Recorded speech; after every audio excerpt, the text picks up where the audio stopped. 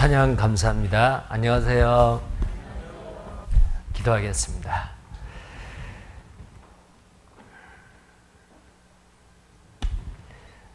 천지 만물을 창조하시고 인간 역사를 주관하신 살아계신 하나님, 하나님의 형상대로 우리 사람을 존귀하게 만들어 이 땅에 태어나게 하시고 지금까지 기동하며 살게 하심을 감사합니다. 또 우리에게 영원한 생명을 주시기를 원하신 하나님, 예배해 놓으신 영혼들 이곳에 불러주시고 한 주간 동안 성경 강연에 참여할 수 있도록 기회를 주신 것 감사합니다. 전능하신 하나님을 이번 기회에 분명히 깨달아 알게 하시고 하나님 우리에게 주시기를 원하신 그 영원한 생명을 모든 사람이 다 받을 수 있도록 하나님 도와주옵소서. 오늘도 증거된 하나님의 말씀 사람의 말이나 농담으로 가볍게 생각하지 않도록 마음판에 진리의 말씀으로 받아들이게 해주옵소서. 악한 마귀가 증거된 하나님의 말씀을 회방거나 가로막지 않도록 주 성령님께서 우리와 함께 하시고 깨닫게 해주옵소서. 주 예수님 이름 받들어 기도드립니다. 아멘. 성경 말씀 구약성경 신명기 11장을 보겠습니다.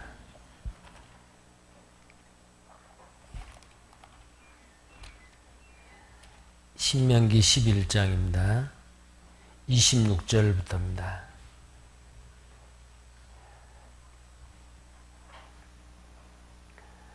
신명기 11장 26절부터 제가 읽겠습니다. 내가 오늘날 복과 저주를 너희 앞에 두나니 너희가 만일 내가 오늘날 너희에게 명하는 너희 하나님 여호와의 명령을 들으면 복이 될 것이요 너희가 만일 내가 오늘날 너희에게 명하는 도에서 돌이켜 떠나 너희 하나님 여호와의 명령을 듣지 아니하고 본래 알지 못하던 다른 신들을 좇으면 저주를 받으리라. 내 하나님 여호와께서 내가 가서 얻을 땅으로 너를 인도하여 들이실 때에 너는 그리심산에서 축복을 선포하고 에발산에서 저주를 선포하라. 29절까지 읽었습니다. 오늘 읽은 이 본문 말씀에 두 단어가 딱 눈에 띕니다. 복과 저주입니다. 복과 저주. 아마 이 세상에 모든 사람은 복받기를 원하지 저주받기를 원하지 않을 겁니다. 특히 우리 한국 사람들을 우리 조상 때부터 그 복받기를 아주 좋아하죠. 그래서 옛날 어르신들 결혼할 때 할머니가 이제 옛날에 시집 오면 혼수품을 가지고 오잖아요. 근데 그 혼수품 중에 베개, 햇대포, 그 위에 뭐 숟가락, 밥그릇 뭐 이런 게 있잖아요. 그런데 보면은 이불도 마찬가지고요. 거기에 무슨 글자가 쓰여 있냐면은 복복자가 쓰여 있어요. 젓가락에도, 숟가락에도, 밥그릇에도, 국그릇에도. 그리고 입춘이 되면은 입춘 대길 해가지고 그 동네 모든 복이 우리 집에 들어오라고 글을 써붙이고 그렇지 않았습니까? 근데 우리가 생각한 우리 조상들이 생각했던 그 복은 어떻게 하면은 굶지 않고 좀 이렇게 잘 먹고 잘 살까? 그것도 복이죠. 근데 첫날부터 말씀드렸듯이 아무리 잘 먹고 잘 살아도 죽고 난 다음에 영원한 지옥에서 형벌을 받는다면은 그게 무슨 복이겠어요? 성경에서 말하는 이 복은 그 복만이 아니고 지옥갈 운명으로 태어난 죄인이 그 모든 죄 문제를 해결하고 영원한 천국에서 눈물도 슬픔도 애통하는 것도 아픈 것도 있지 아니하는 영원한 천국에서 살 수 있는 그 소망을 가지는 겁니다. 그 복을 하나님께서는 예수 그리스도를 이 땅에 보내주시고 이 지구상의 모든 민족이 너로 말미암아 복을 받으리라. 자, 그 너가 오늘 이제 말씀드릴 이스라엘 민족의 조상인 아브라함에게 하는 말인데, 그 아브라함에게 예수 그리스도가 그 민족을 통해서 오실 것을 약속을 하셨습니다. 제가 첫날 말씀드렸습니다. 영생은 유일하신 참 하나님과 그의 보내신 자 예수 그리스도를 아는 거라고 했습니다. 자, 그 예수 그리스도를 알아야 됩니다. 왜냐하면 예수 그리스도는 정말 모든 세상 사람들에게 복을 주시기 위해서 오신, 하나님이 육신을 입고 오신 그 창조주거든요. 자, 근데 오늘 이 복과 저주를 약속했던 그 민족이 이스라엘 민족입니다. 근데 어떨 때 복을 받느냐면은 여호와 하나님의 말씀을 듣고 순종하는 사람, 복을 받습니다.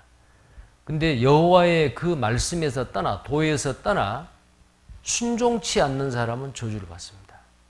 에덴 동산에서 우리 인류의 최초의 조상 아담에게 하나님께서 착하게 살아라, 그러면 너 천국 보내주겠다, 그렇게 말 안 했어요. 하나님은 아담에게 딱 한마디요. 동산 중앙에 있는 선악을 알게 하는 나무의 실과를 따먹지 말라. 따먹는 날에는 내가 정령 죽으리라. 이것은 뭘 요구하느냐면은 하나님을 믿고 그 말씀을 그대로 믿고 순종할 것을 요구하는 거예요. 그래서 최초의 인류의 조상 아담에게 하나님이 명령했던 것은 순종하랍니다. 불순종하면 죽는다, 저주받는다, 그 말이에요. 지금 우리에게도 마찬가지입니다. 예수 그리스도의 복음을 복종치 아니하는 자는 멸망의 형벌을 받으리라. 그리고 모든 민족으로 하여금 그리스도의 복음을 순종케 하기 위해서 예수 그리스도를 이 땅에 보내주셨다. 순종이냐 불순종이냐 그 말이거든요. 자, 근데 아담은 불순종해서 모든 인류가 죄인이 되어버렸지만, 그런데 아담의 10대 손 노아는, 어제 우리가 공부했잖아요. 노아는 하나님이 말씀하신 대로 다 준행하였더라. 명하신 대로, 여호와 하나님께서 명하신 대로 다 준행하였더라.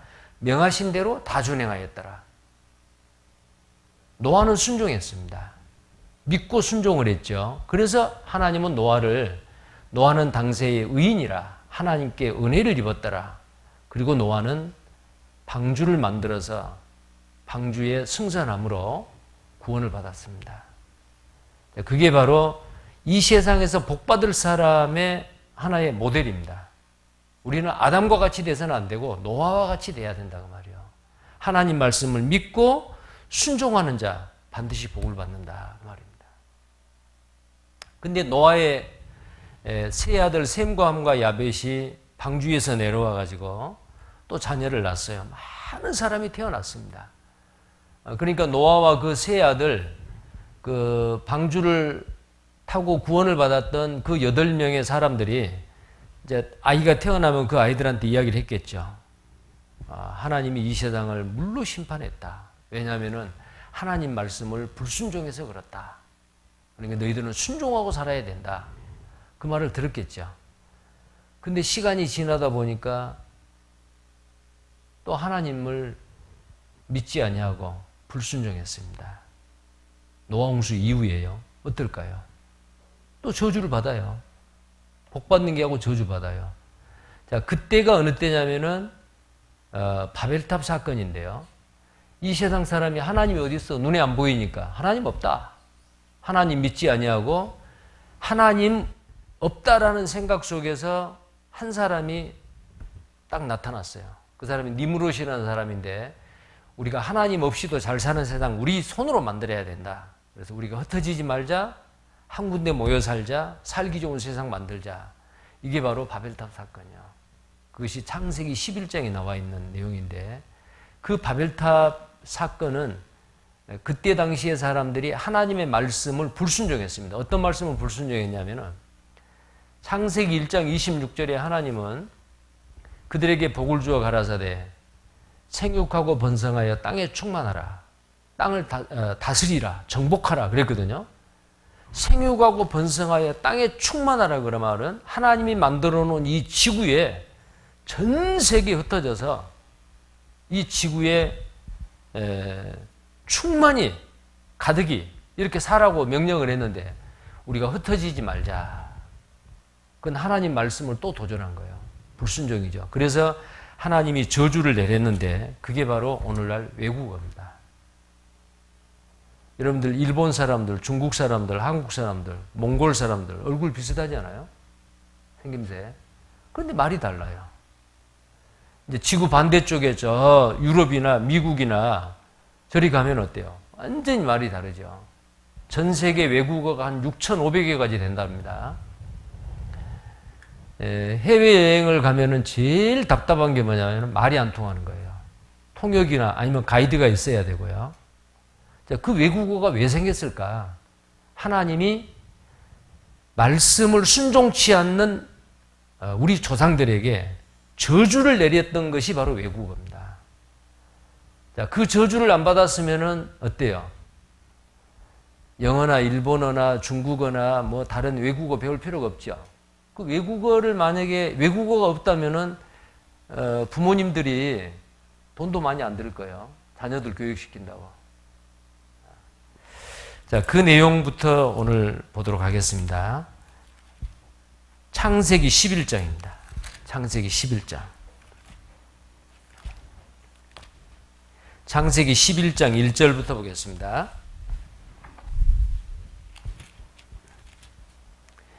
11장 1절부터입니다. 온 땅에 구음이 하나이요 언어가 하나이었더라. 이에 그들이 동방으로 옮기다가 신할 평지를 만나 거기 거하고 서로 말하되 자 벽돌을 만들어 견고히 굽자 하고 이에 벽돌로 돌을 대신하며 역청으로 진흙을 대신하고 또 말하되 자 성과 대를 쌓아 대 꼭대기를 하늘에 닿게 하여 우리 이름을 내고 온 지면에 흩어짐을 면하자 했더니 여호와께서 인생들에 쌓는 성과 대를 보시려고 강림하셨더라. 여호와께서 가라사대 이 무리가 한 족속이요 언어도 하나이므로 이같이 시작하였으니 이후로는 그 경영하는 일을 금지할 수 없으리로다. 자 우리가 내려가서 거기서 그들의 언어를 혼잡케 하여 그들로 서로 알아듣지 못하게 하자 하시고 여호와께서 거기서 그들을 온 지면에 흩으신 거로 그들이 성 쌓기를 그쳤더라. 9절은 같이 읽겠습니다. 그러므로 그 이름을 바벨이라 하니 이는 여호와께서 거기서 온 땅의 언어를 혼잡케 하셨습니다. 여호와께서 거기서 그들을 온 지면에 흩으셨더라. 자, 이게 바벨탑 사건이거든요. 외국어가 생기게 된 사건입니다. 그것이 이 사건도 역사적인 사실이었습니다. 여기 한번 보시겠어요? 자, 바벨탑을 이렇게 쌓습니다. 실제로 이 바벨탑을 쌓다가 중단하고 전 세계 뿔뿔이 흩어져 버렸던 그 지역에 가서 실제로 보고 그걸 역사책에 남겨놨어요. 그리스의 역사의 아버지라고 하는 헤로도토스라는 분이 이곳에 가가지고 야 외국어가 생기게 되고 전 세계 사람들이 흩어지게 되고 결국은 하나님 말씀을 불순종함으로 저주받았던 그 장소 가본 거예요. 이렇게 쌓다가 중단하고 가버린 거예요. 사람들이. 그것을 자기가 쓴 역사책에다 기록을 해놨어요. 근데 지금은 오랜 세월 동안 사람들이 이 벽돌을 다 뜯어 가버리고요. 그냥 풍화작용에서 다 허물어져 버리고 그 흔적만 지금 남아있습니다. 그 흔적만 남아있어요. 여기 한번 보시겠습니다. 노아의 세 아들 셈과 함과 야벳 이 세 사람의 자녀들이 많이 태어났습니다. 그런데 하나님 섬기는 거 잊어버리고 하나님 없이도 잘 사는 세상 만들자. 우리가 흩어지지 말자. 하나님 말씀을 도전한 거예요. 땅에 충만하라. 번성하여 땅에 충만하라. 그런데 흩어지지 말자. 하나님 말씀을 무시한 거죠. 그래서 언어가 하나였기 때문에 언어를 혼잡게 하고 바벨탑을 쌓는 것을 중단시켰습니다. 하나님이. 자, 그래서 성경에 나와 있는 노아의 세 아들 셈, 함, 야벳 이게 역사책에 나온 내용이죠.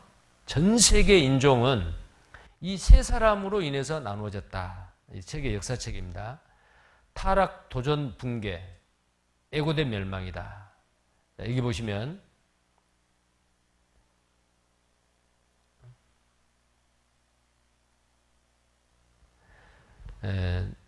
노아의 자손들 홍수 심판받고도 바벨탑을 건설, 하늘에 닿게 쌓자, 도전이죠. 하나님께 대한 하나님 권위에 정면으로 도전했습니다. 당시로는 엄청난 규모의 탑이었는데 하나님께서 언어를 혼잡케 해서 저주한 거죠.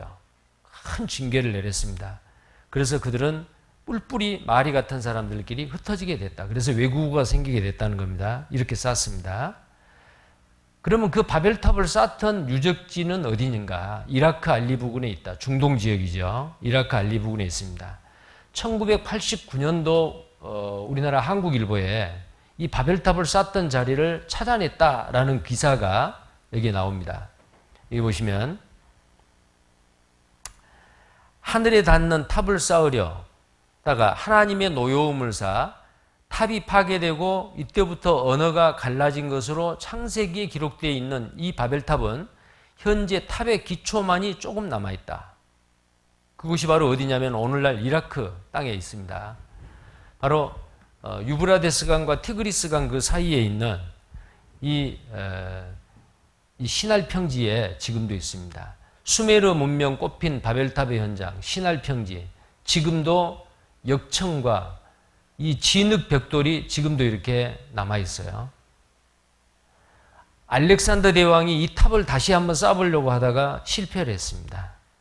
그리고 1980년도 이라크의 독재자 사담 후세인이 이 탑을 쌓겠다고 발표를 했어요. 성서 속에 바벨탑을 세워 관광지로 1월 달에 발표했는데 그해 7월에 그해 8월에 전쟁이 일어났어요. 이란과 이라크, 수니파와 그 파가 달라요. 똑같은 그 모슬렘인데 파가 다르거든요. 시아파와 수니파 그 두 파의 그 두 민족이 싸운 겁니다. 7년 11개월 동안 전쟁을 하느라고 이거 발표했는데 탑을 못 샀어요. 그 전쟁 끝나고 나서 또 싸우려고 발표했는데 또 못 샀어요. 걸프 전쟁이 일어났어요. 또 싸우려고 했는데 또 못 샀어요. 2003년 3월 21일 영국과 미국의 그 연합군이 이라크를 공격해서 바벨탑을 쌓으려고 호언장담했던 사담 후세인 결국은 잡았죠. 전범으로 처단했습니다. 바벨탑을 쌓으려고 호언장담했던 그 독재자는 지구를 떠났어요. 죽었습니다. 자, 하나님께서 이 외국어까지 언어까지 혼잡케 해가지고 바벨탑을 못 사게 했는데 만약에 오늘날 어떤 독재자가 나타나서 바벨탑을 다시 쌓으려고 시도를 한다. 알렉산더도 포기를 해버렸는데 하나님 가만두겠어요? 자, 의견 또 보겠습니다. 하지만 콜데바이 역시 흔적도 없이 사라져버린 바벨탑만큼은 찾을 수는 없었습니다. 그러던 어느 날 그는 전혀 뜻밖의 광경을 보게 되죠. 주민들이 땅속에서 끊임없이 벽돌을 채취해가는 것을 목격한 것입니다. 콜데바이는 이곳이 바벨탑의 자리일 거라 직감했습니다. 18세기까지 여행자들은 메소포타미아 지방에서 볼 수 있는 이 벽돌탑들을 성서 속의 바벨탑이라고 생각했습니다. 성경 창세기에 바벨탑 건설에 관한 중요한 단서가 있습니다. 자, 벽돌을 단단히 구워내자. 사람들은 돌 대신 벽돌을 쓰고 흙 대신에 역청을 썼다. 진흙이나 찰흙은 메소포타미아에서 매우 흔하게 찾아볼 수 있는 건축 재료입니다. 이 지역에서는 나무나 돌 같은 것들은 찾아보기 힘들었습니다. 그래서 고대 메소포타미아 지역에서는 진흙으로 구운 벽돌로 온갖 것들을 지은 것입니다. 검고 끈적끈적한 이것이 바로 역청이라 불리는 천연 아스팔트입니다. 처음엔 무르지만 금방 단단해지면서도 접착력이 강해 건축 방수 재료는 최고죠. 자, 이와 같이 하지만 바벨탑을 쌓던 자리가 오늘날 그 유적지가 발견이 된 겁니다. 그 다음에 인류 언어의 뿌리는 하나였다. 전 세계 언어학자들이 공통적으로 이야기하고 있습니다. 왜냐하면 증거가 있어요. 미국의 스탠버그대 그린버그 박사, 전 세계 인류의 언어는 원래 하나였는데 오늘과 같이 외국어로 많은 그 언어로 이렇게 분화되게 됐다라고 이야기합니다. 우리말과 영어는 뿌리가 같다. 한국어와 중국어는 한 뿌리다. 현대 인류학은 모든 민족이 원래 한 민족에서 시작되었다고 보고 있는데 여러 언어에서 보이는 발음의 유사성을 그 근거로 들고 있다. 일례로 한국어 엄마와 영어의 맘, 불어의 마마, 러시아어의 마마가 유사하고 한국어의 아빠는 영어의 파파, 드라비다어 아파치, 독일어 파터, 프랑스어 빠빠, 아랍어 바바와 유사하다. 이런 식으로 세계 각국의 언어에서 발음이 유사한 예는 셀 수 없을 정도로 많이 발견되는데 이에 대해 인류학자 조지 스타이너는 이러한 발음의 유사성은 원래 하나였던 언어가 혼란을 겪고 흩어져 여러 언어로 나뉘게 되었음을 의미한다고 주장하며 자, 그래서 이 바벨탑 사건은 역사적인 사실이라는 게 언어학적으로, 지리학적으로, 고고학적으로 입증이 된 사실입니다. 자, 그럼 이 바벨탑을 쌓던 이 시대는 어떤 시대였을까? 하나님 없다. 우리 힘으로, 사람의 힘으로 살기 좋은 이 지상낙원을 만들자. 유토피아를 건설하자. 이게 인간이 하나님께 대한 도전이고 교만이죠. 하나님을 찾는 사람이 하나도 없어요. 시편 14편에 보면은 선을 행하는 자가 있는가 보려 하신 적 하나도 없고 하나님을 찾는 자가 하나도 없다. 그 시대가 우리 바벨탑 시대예요. 그래서 하나님은 사람의 힘으로 하나님을 찾을 수 없으니까 하나님께서 사람을 찾으러 오셔요. 이 세상의 모든 종교는 사람이 자기 노력으로 신을 찾아가는 게 종교입니다. 근데 이 기독교, 종교가 아닙니다. 신앙이에요. 이 기독교는 반대입니다. 인간이 하나님을 찾는 게 아니고 하나님이 인간을 찾으러 오시고 인간을 다 구원해 놓고 사람들이 해야 될 일은 뭘 행하는 게 아니고 하나님이 해 놓으신 것을 선물로 받기만 하면 돼요. 그게 이 기독교하고 다른 종교하고 다른 거예요. 그래서 하나님은 한 사람을 이 바벨탑을 쌓던 자리에서 한 사람을 불러냈어요. 그 사람이 누구냐면은 아브라함이라는 사람입니다. 그 아브라함에게 약속을 합니다. 너로 인하여 큰 민족을 만들고 내가 지시할 땅으로 가라. 땅을 약속을 하고 너로 인하여 지상의 모든 민족이 복을 받으리라. 너를 축복하는 자에게는 내가 복을 주고 너를 저주하는 자에게 저주하리라. 자, 아브라함이라고 하는 사람에게 그렇게 약속을 하는데 너로 인하여 큰 민족을 내가 만들겠다. 그 민족이 누구냐면 오늘날 이스라엘 민족입니다. 큰 민족이라니까 인구수가 많고 땅덩어리가 넓은 그런 민족이라는 뜻이 아니에요. 인구수는 적어도 땅은 좁아도 전 세계에 가장 큰 영향력을 미칠 수 있는 그런 큰 민족 말이에요. 그 민족을 만들겠다라고 약속을 했는데요. 창세기 12장 1절부터 보겠습니다. 한 장을 더 넘기시면 창세기 12장 1절부터입니다. 여호와께서 아브라함에게 이르시되 너는 너의 본토 친척 아비집을 떠나 내가 내게 지시할 땅으로 가라. 내가 너로 큰 민족을 이루고 내게 복을 주어 내 이름을 창대케 하리니 너는 복의 근원이 될지라. 너를 축복하는 자에게 내가 복을 내리고 너를 저주하는 자에게 내가 저주하리니 땅의 모든 족속이 너를 인하여 복을 얻을 것이니라 하신지라. 이에 아브라함이 여호와의 말씀을 쫓아갔고 롯도 그와 함께 갔으며 아브라함이 하란을 떠날 때에 그 나이 75세였더라. 자, 이 아브라함에게 복과 저주, 너를 축복하는 자에게 내가 복을 주고 너를 저주하는 자에게 내가 저주하리라. 자, 그리고 아브라함에게 약속을 했어요. 자, 여기 어제까지 배웠던 거 이렇게 연결해서 정리를 한번 해보겠습니다. 에덴 동산에서 하나님이 아담, 이 아담이라는 뜻은 흙덩이라는 뜻이에요. 왜? 사람을 흙으로 만들어서 그 코에 생기를 불어넣은 생명이 됐잖아요. 자, 이게 사람입니다. 흙으로 만들어진 흙덩이다라는 뜻인데 아담이요. 사람이라고도 합니다. 자, 이 아담 이후에 가인, 아벨, 셋. 이 아벨은 하나님 앞에 제사 지내고 구원을 받았는데 구원받지 못한 아담의 아들 가인이 자기 동생을 죽여버렸죠. 자, 그래서 하나님은 또 다른 아들을 주었는데 셋이라는 아들을 주었습니다. 자, 이 셋을 통해서 성경에서 말하는 믿음의 사람들 그 계보가 이 셋을 통해서 이어집니다. 그래서 이 노아는 아담의 10대 손이고 이 셋의 후손입니다. 노아 때의 어제 물심판, 전 세계적인 대홍수 심판을 우리가 배웠습니다. 자, 그리고 셈과 함과 야베스를 통해서 많은 사람이 태어나고 바벨탑을 쌓던 때에 하나님을 찾는 사람이 하나도 없었죠.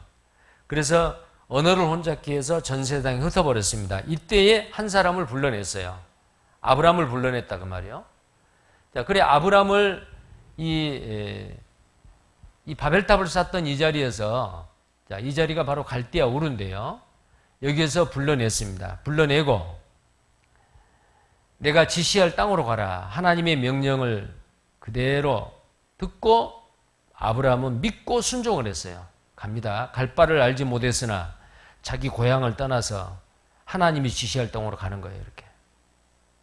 자, 가다가 하란에 머물렀어요. 왜? 아버지하고 함께 갔는데 그 아버지가 붙잡은 거예요. 아이고 힘들다. 여기서 좀 살다 가자. 그래서 그 아버지가 데라인데 데라가 죽고 난 다음에, 아버지가 죽고 난 다음에 하나님이 지시한 땅으로 계속 갑니다. 자, 그 땅이 바로 세상 중앙인 오늘날 이스라엘 땅이에요. 지중해는 땅 가운데 있는 바다다라는 뜻이고, 이 지구상의 모든 땅들이 원래는 한 덩어리였어요. 근데 그 한 덩어리였을 때에 그 땅의 중앙이 어디냐면 바로 이곳입니다. 자, 이곳이 바로 오늘날 이스라엘 나라입니다. 땅입니다. 자, 하나님께서는 땅을 약속을 하고 민족을 약속을 하고 복을 약속을 했습니다. 땅은 바로 세상 중앙인 이스라엘 땅, 민족은 바로 오늘날 이스라엘 나라가 있죠. 또 다른 말로 유대인이라고도 합니다. 유태인 또는 유대인. 그리고 너로 인하여 땅의 모든 족속이 복을 받으리라. 그 복은 바로 뭐냐면은 잘 먹고 잘 사는 복이 아닙니다. 예수 그리스도를 이 땅에, 이스라엘 땅에 보내주셔가지고 온 세상 사람들의 죄를 다 담당하시고 그 죄를 해결해 주시고, 우리는 예수 그리스도가 이 땅에 오셔서 이루신 그 십자가 사건, 우리의 죄를 다 담당하시고 우리의 죄를 용서해 주신, 구원해 주신 그 일을 하신 예수 그리스도를 나의 구세주로, 주님으로, 믿음으로 말미암아 하는 일이 없어도 죄 한 번도 짓지 않는 사람으로, 그래야만 천국 가거든요. 그래서 믿음으로 말미암아 의롭다함을 받도록 하나님이 준비하셨습니다. 예수 그리스도. 자, 이 세 가지를 약속을 했다 그 말이야. 자, 그래서 아브라함을 통해서 약속된 그 민족이 어떤 민족이냐? 이 지구상에 많은 민족이 있는데 이스라엘이라는 민족이 있어요. 또 다른 말로 유태인이라고도 합니다. 자, 왜 이스라엘 민족을 하나님이 선택했을까? 먼저 하나님을 증거하기 위한 여호와 증인입니다. 자, 성경을 찾지 않고 바로 보겠습니다. 이사야 43장 10절에 이렇게 말합니다. 이스라엘 민족에게 나 여호와가 말하노라. 너희는, 유태인 보고 하는 말이에요. 유대인, 이스라엘 사람들. 너희는 나의 증인, 나의 종으로 택함을 입었나니 이는 너희로 나를 알고 믿으며 내가 그인 줄 깨닫게 하려 함이라. 나의 전에 지음을 받은 신이 없었느니라. 나의 후에도 없으리라. 자, 너희는 나의 증인이다. 나는 여호와다. 그랬죠? 나 여호와 그랬잖아요. 여호와 증인이요. 자, 이 지구상에 어떤 민족도 여호와 증인이 될 수가 없어요. 딱 이스라엘 민족, 한 민족만이 여호와 증인입니다. 근데 한국 사람으로 가끔 우리 여호와 증인이에요 라고 다니는 사람이 있죠. 그거 가짜입니다. 그 사람들이 뭐라고 말하면 절대로 받아들이면 안 됩니다. 가짜입니다. 자, 그 다음에요. 두 번째로 하나님께서 이스라엘 민족을 선택한 이유가 뭐냐면은 모든 민족 중에서 수요가 가장 적습니다.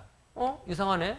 큰 민족을 만들겠다고 했는데 숫자가 많아서 큰 민족이 아니란 말이에요. 그 민족 배후에는 하나님이 계시기 때문에 다른 어느 민족도 할 수 없는 일을 이스라엘 민족이 해요. 큰 일을 한다 그 말이죠. 자, 그래서 여기에 모든 민족 중에 수요가 적은 이스라엘 민족을 선택했습니다.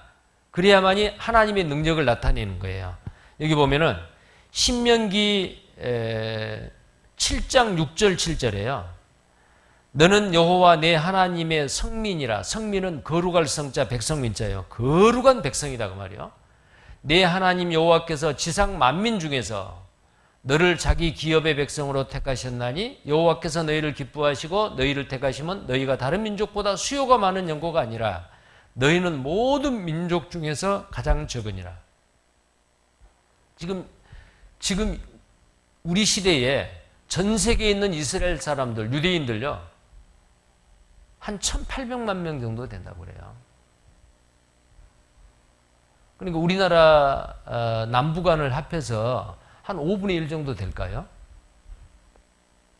한 4분의 1 정도 되겠네요. 자, 모든 민족 중에서 적습니다. 자, 그 다음에 하나님의 말씀을 그들에게 맡기기 위해서 선택했어요. 로마서 3장 1절 2절에 보면은 유대인의 남이 무엇이냐? 범사에 많으나 그들은 하나님의 말씀을 맡았습니다. 자, 로마서 3장 1절 2절 말씀인데요. 유대인의 나음이 무엇이며 할례의 유익이 무엇이뇨? 범사에 많으니 첫째는 저희가 하나님의 말씀을 맡았습니다. 이 하나님의 말씀은 구약과 신약 66권의 성경을 기록하게 한 사람들이 하나님이 불러주시고 기록한 사람은 누구냐면 유대인들입니다. 그래서 전 세계 말로 번역이 됐죠. 그 다음에 네 번째로는 예수님이 오시는 모체입니다. 너로 인하여 모든 민족이 복을 받으리라 라는 그 복의 근원이 예수 그리스도인데 예수 그리스도가 한국 땅에 오시는 게 아니고 이스라엘 땅에 오시겠다는 약속이에요. 이스라엘 땅에. 그래서 로마서 9장 4절에 보면 조상들도 저희 것이요 육신으로 하면 그리스도가 저희에게서 나셨으니 저희는 유대인입니다. 저는 만물 위에 계셔 세세의 찬양을 받으실 하나님이시니라. 예수 그리스도 그는 누구냐? 육신을 짓고 이 땅에 오신 하나님이다 그 말이에요. 자, 성경에 하나님을 복수로 표현을 해요. 엘로힘은 복수예요.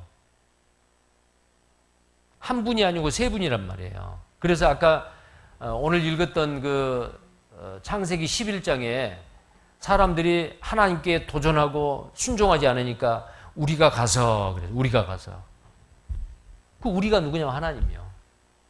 또 창세기 1장 26절에도 우리 형상대로 사람을 만들고 그 우리가 누구냐면 하나님이거든요. 내가 나의 형상대로 사람을 만들고가 아니고 우리가 우리의 형상대로 사람을 만들자.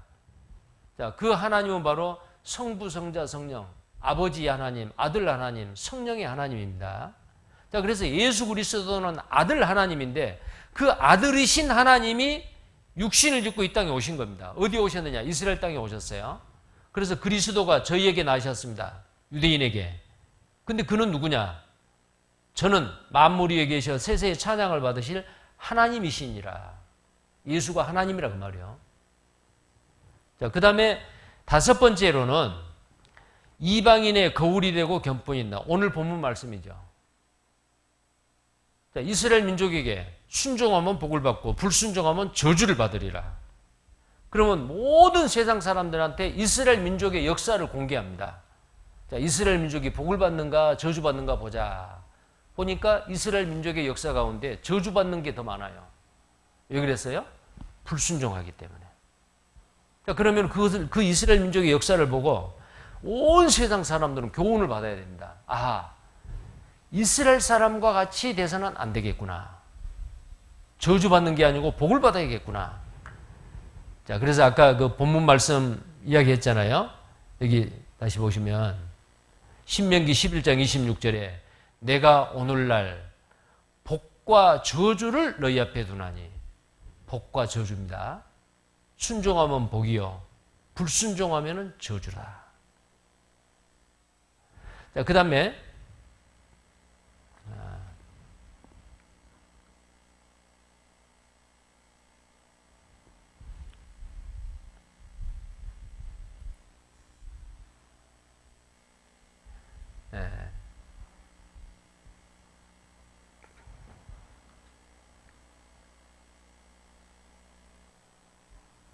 다시 보겠습니다.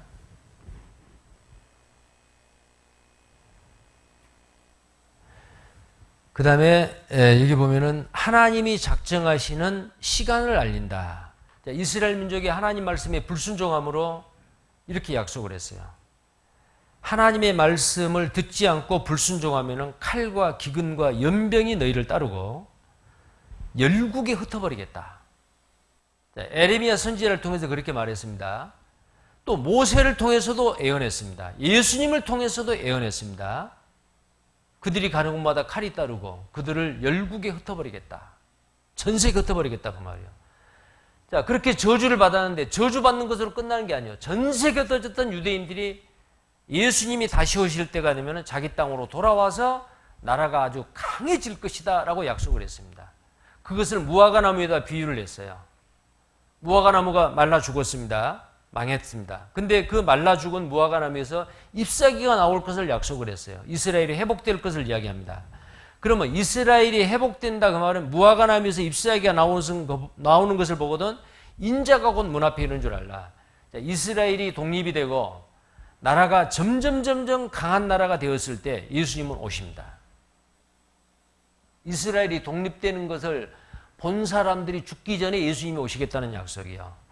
자, 그래서 이스라엘을 선택한 이유가 바로 하나님이 작정하신 시간을 알려주는 거예요. 여기 보시면 마태복음 24장 32절에 무화과나무의 비유를 배우라고 했죠.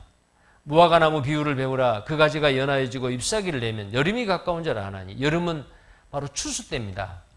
알곡은 모아 곡간에 들이고 쭉정이는 꺼지지 않은 불에 태우시리라. 이 세상을 심판할 때예요. 이와 같이 너희도 이 모든 일을 보거든 인자가 가까이 곧 문 앞에는 인자는 예수님입니다. 하나님의 아들 그 말이에요. 예수님이 다시 오신다고 약속하셨습니다. 아직 안 오셨죠? 다시 재림하시는데 문 앞에 이르렀다. 뭘 보면은 무화과나무 비유를 배우라 그랬잖아요. 내가 진실로 너희에게 말하노니 이 세대가 지나가기 전에 이 일이 다 이루리라. 이 세대 이스라엘이 독립되는 것을 본 사람들이 다 죽기 전에 예수님이 오시겠다는 약속이요. 그래서 지금 우리 시대입니다. 예수님이 언제 오실까? 이스라엘이 독립되기 이전에는 사람들이 야, 언제 오시지? 무화과나무가 회복이 돼야 되는데 그들은 아주 까마득한 미래로 생각을 했겠죠. 그런데 이스라엘이 독립된 시대에 우리는 살고 있잖아요. 예수님이 곧 오신다는 것을 우리는 알 수가 있습니다. 자, 그 다음에 7번째는 하나님이 이스라엘 민족을 선택한 이유가 세상 중앙에 그들을 거하게 하기 위해서 갈대아 우르에서 불러서 세상 중앙의 땅에다가 그들을 옮겼어요. 심었습니다. 그 세상 중앙 에스겔 38장 12절에 보면요. 물건을 겁탈하며 놀아가리라 하고 내 손을 들어서 황무하였다가 지금 사람이 거처하는 땅과 열국 중에서 모여서 짐승과 재물을 얻고 세상 중앙에 거하는 백성을 치고자 할 때에 세상 중앙에 거하는 백성이 누구냐면 이스라엘 민족이에요. 자, 여기 지금까지 말씀드렸던 것을 더 간략하게 요약을 한다면 이렇습니다. 하나님이 이스라엘 민족을 선택했죠. 여호와 증인으로 기적과 이적을 나타내서 그들에게 하나님을 믿게 하십니다. 배후에는 하나님이 계시다라는 것을 믿게 하는 거죠. 그리고 각 시대별로 신실한 선지자들을 불러서 말씀을 기록하게 하셨습니다. 구약입니다. 근데 이 구약은 옛 약속이라는 뜻이에요. 무슨 약속이냐? 예수 그리스도를 그 땅에 보내주시고 그 예수 그리스도가 온 세상 사람들을 구원하실 것이다 라는 약속이에요. 근데 예수님이 십자가에서 다 이루었다라고 외치셨죠. 구원을 다 하셨다 그 말이에요. 온 세상 사람들을 구원해 놓으셨습니다.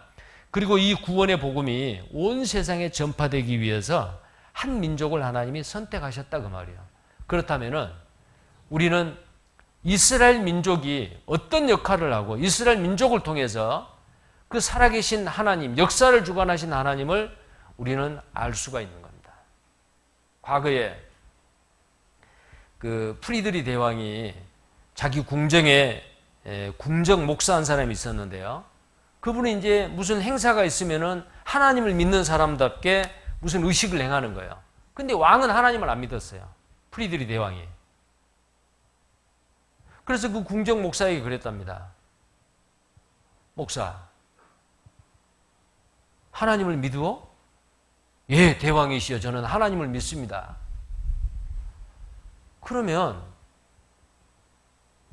목사님이 믿는 그 하나님을 나 왕에게도 좀 보여주시오. 그러면 나 믿겠어. 자, 그렇게 말하니까 이 궁정 목사가 거침없이 이렇게 대답했대요. 대왕이시여, 제가 보여주겠습니다. 깜짝 놀랐어요. 하나님 보여준다니까. 유태인을 보십시오. 유대인을 보면은 하나님이 보입니다. 자, 그 말은 거짓말이 아닙니다. 사실입니다. 이스라엘 민족이 흥하고 망하는 것을 보면은 아하, 그 이스라엘 민족의 배후에는 하나님이 계시는구나라는 걸 알 수가 있는 거예요. 자, 오늘은 남은 시간 중점적으로 이스라엘 민족에 대해서 배웁니다. 왜? 그들은 여호와 증인이거든요. 자, 어떤 일이 사실이다. 재판에서 만약에 승소해서 이기려면은 증거가 충분하면 돼요. 눈에 보이지 않는 하나님이 정말 계시느냐, 역사를 주관하신 분이냐, 온 인류를 구원하실 수 있는 전능하신 분이냐, 그걸 알려면 어때요? 하나님이 계시다라는 것을 증거해 줘야 되잖아요. 근데 눈에 보이지 않는 하나님을 어떻게 증거합니까? 그래서 하나님은 이스라엘 민족을, 이스라엘아, 너는 나의 증인이다. 나는 여호와다. 이스라엘 민족을 통해서 하나님의 살아계심을 확실하게 나타내주는 한 민족이 바로 유대인이다 그 말이에요. 자, 이스라엘 민족에게 오늘 본문 말씀이죠. 순종하면 복을 받는다. 불순종하면 저주받는다. 하나님이 딱 그렇게 말했어요. 근데 이스라엘 민족이 불순종해도 저주 안 받아요. 아, 그럼 하나님 말씀 거짓말이네. 하나님 없네. 그렇게 말하겠죠. 근데 이스라엘 민족이 정말 하나님은 그들이 순종하기를 바랬습니다. 근데 불순종했어요.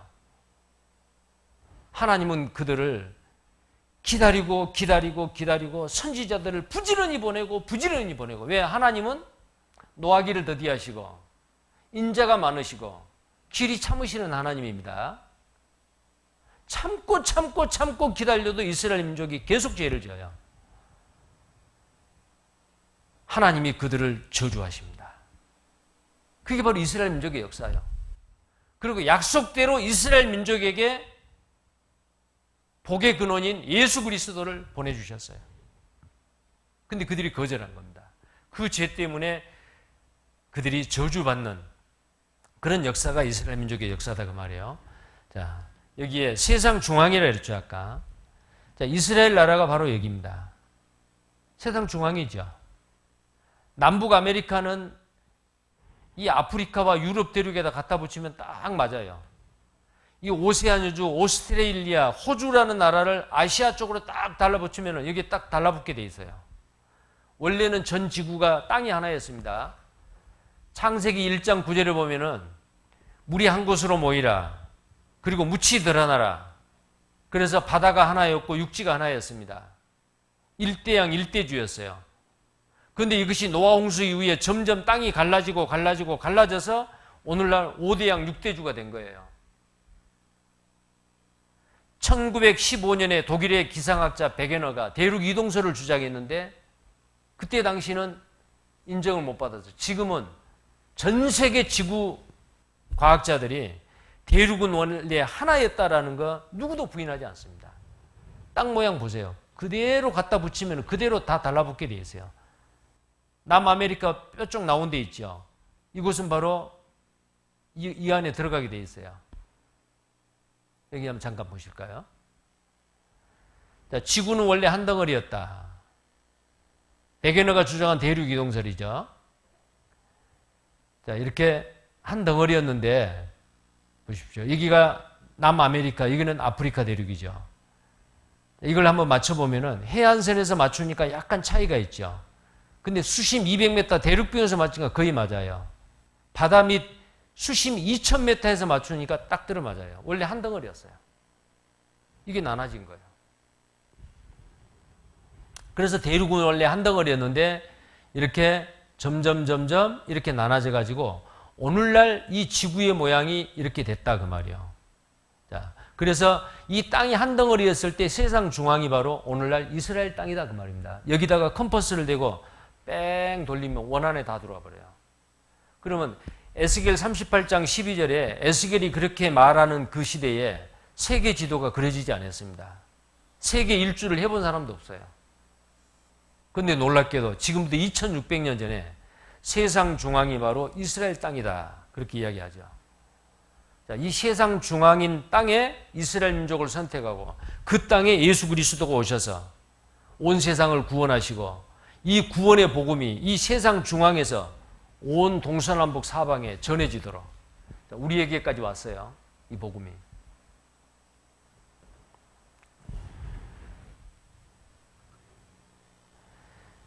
자, 이 세상에서 가장 신비한 나라 이스라엘입니다.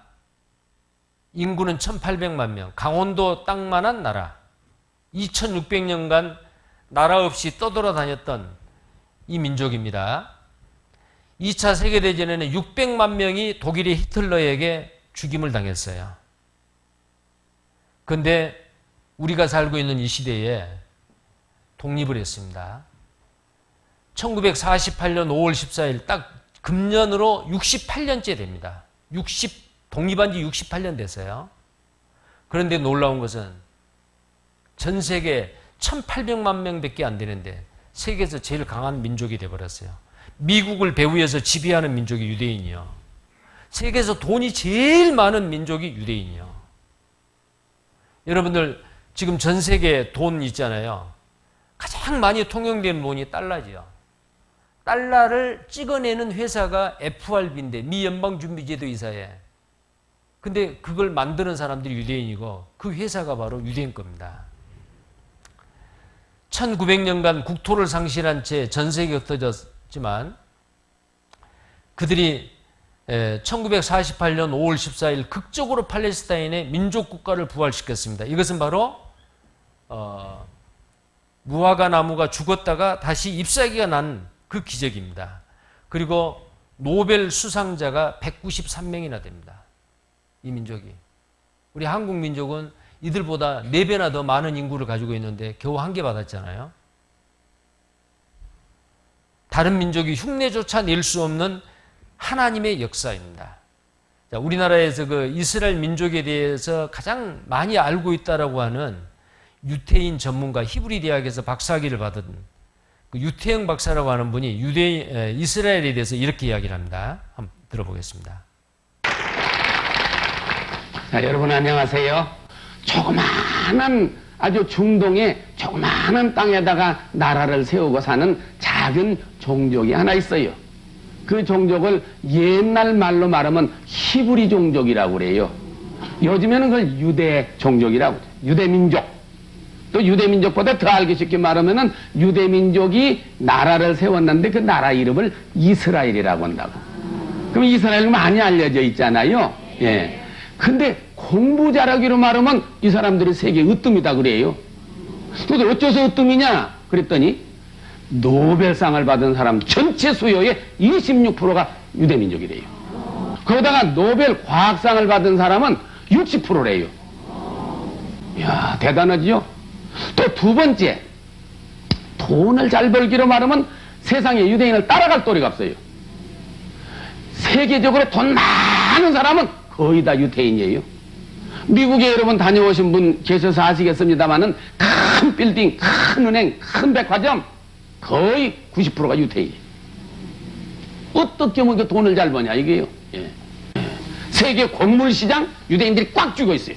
우리 쌀을 판다, 산다, 밀가루를 산다, 옥수 산다. 이건 유대인 통하지 않고는 살고 파지를 못 오도록 100% 쥐고 있어요.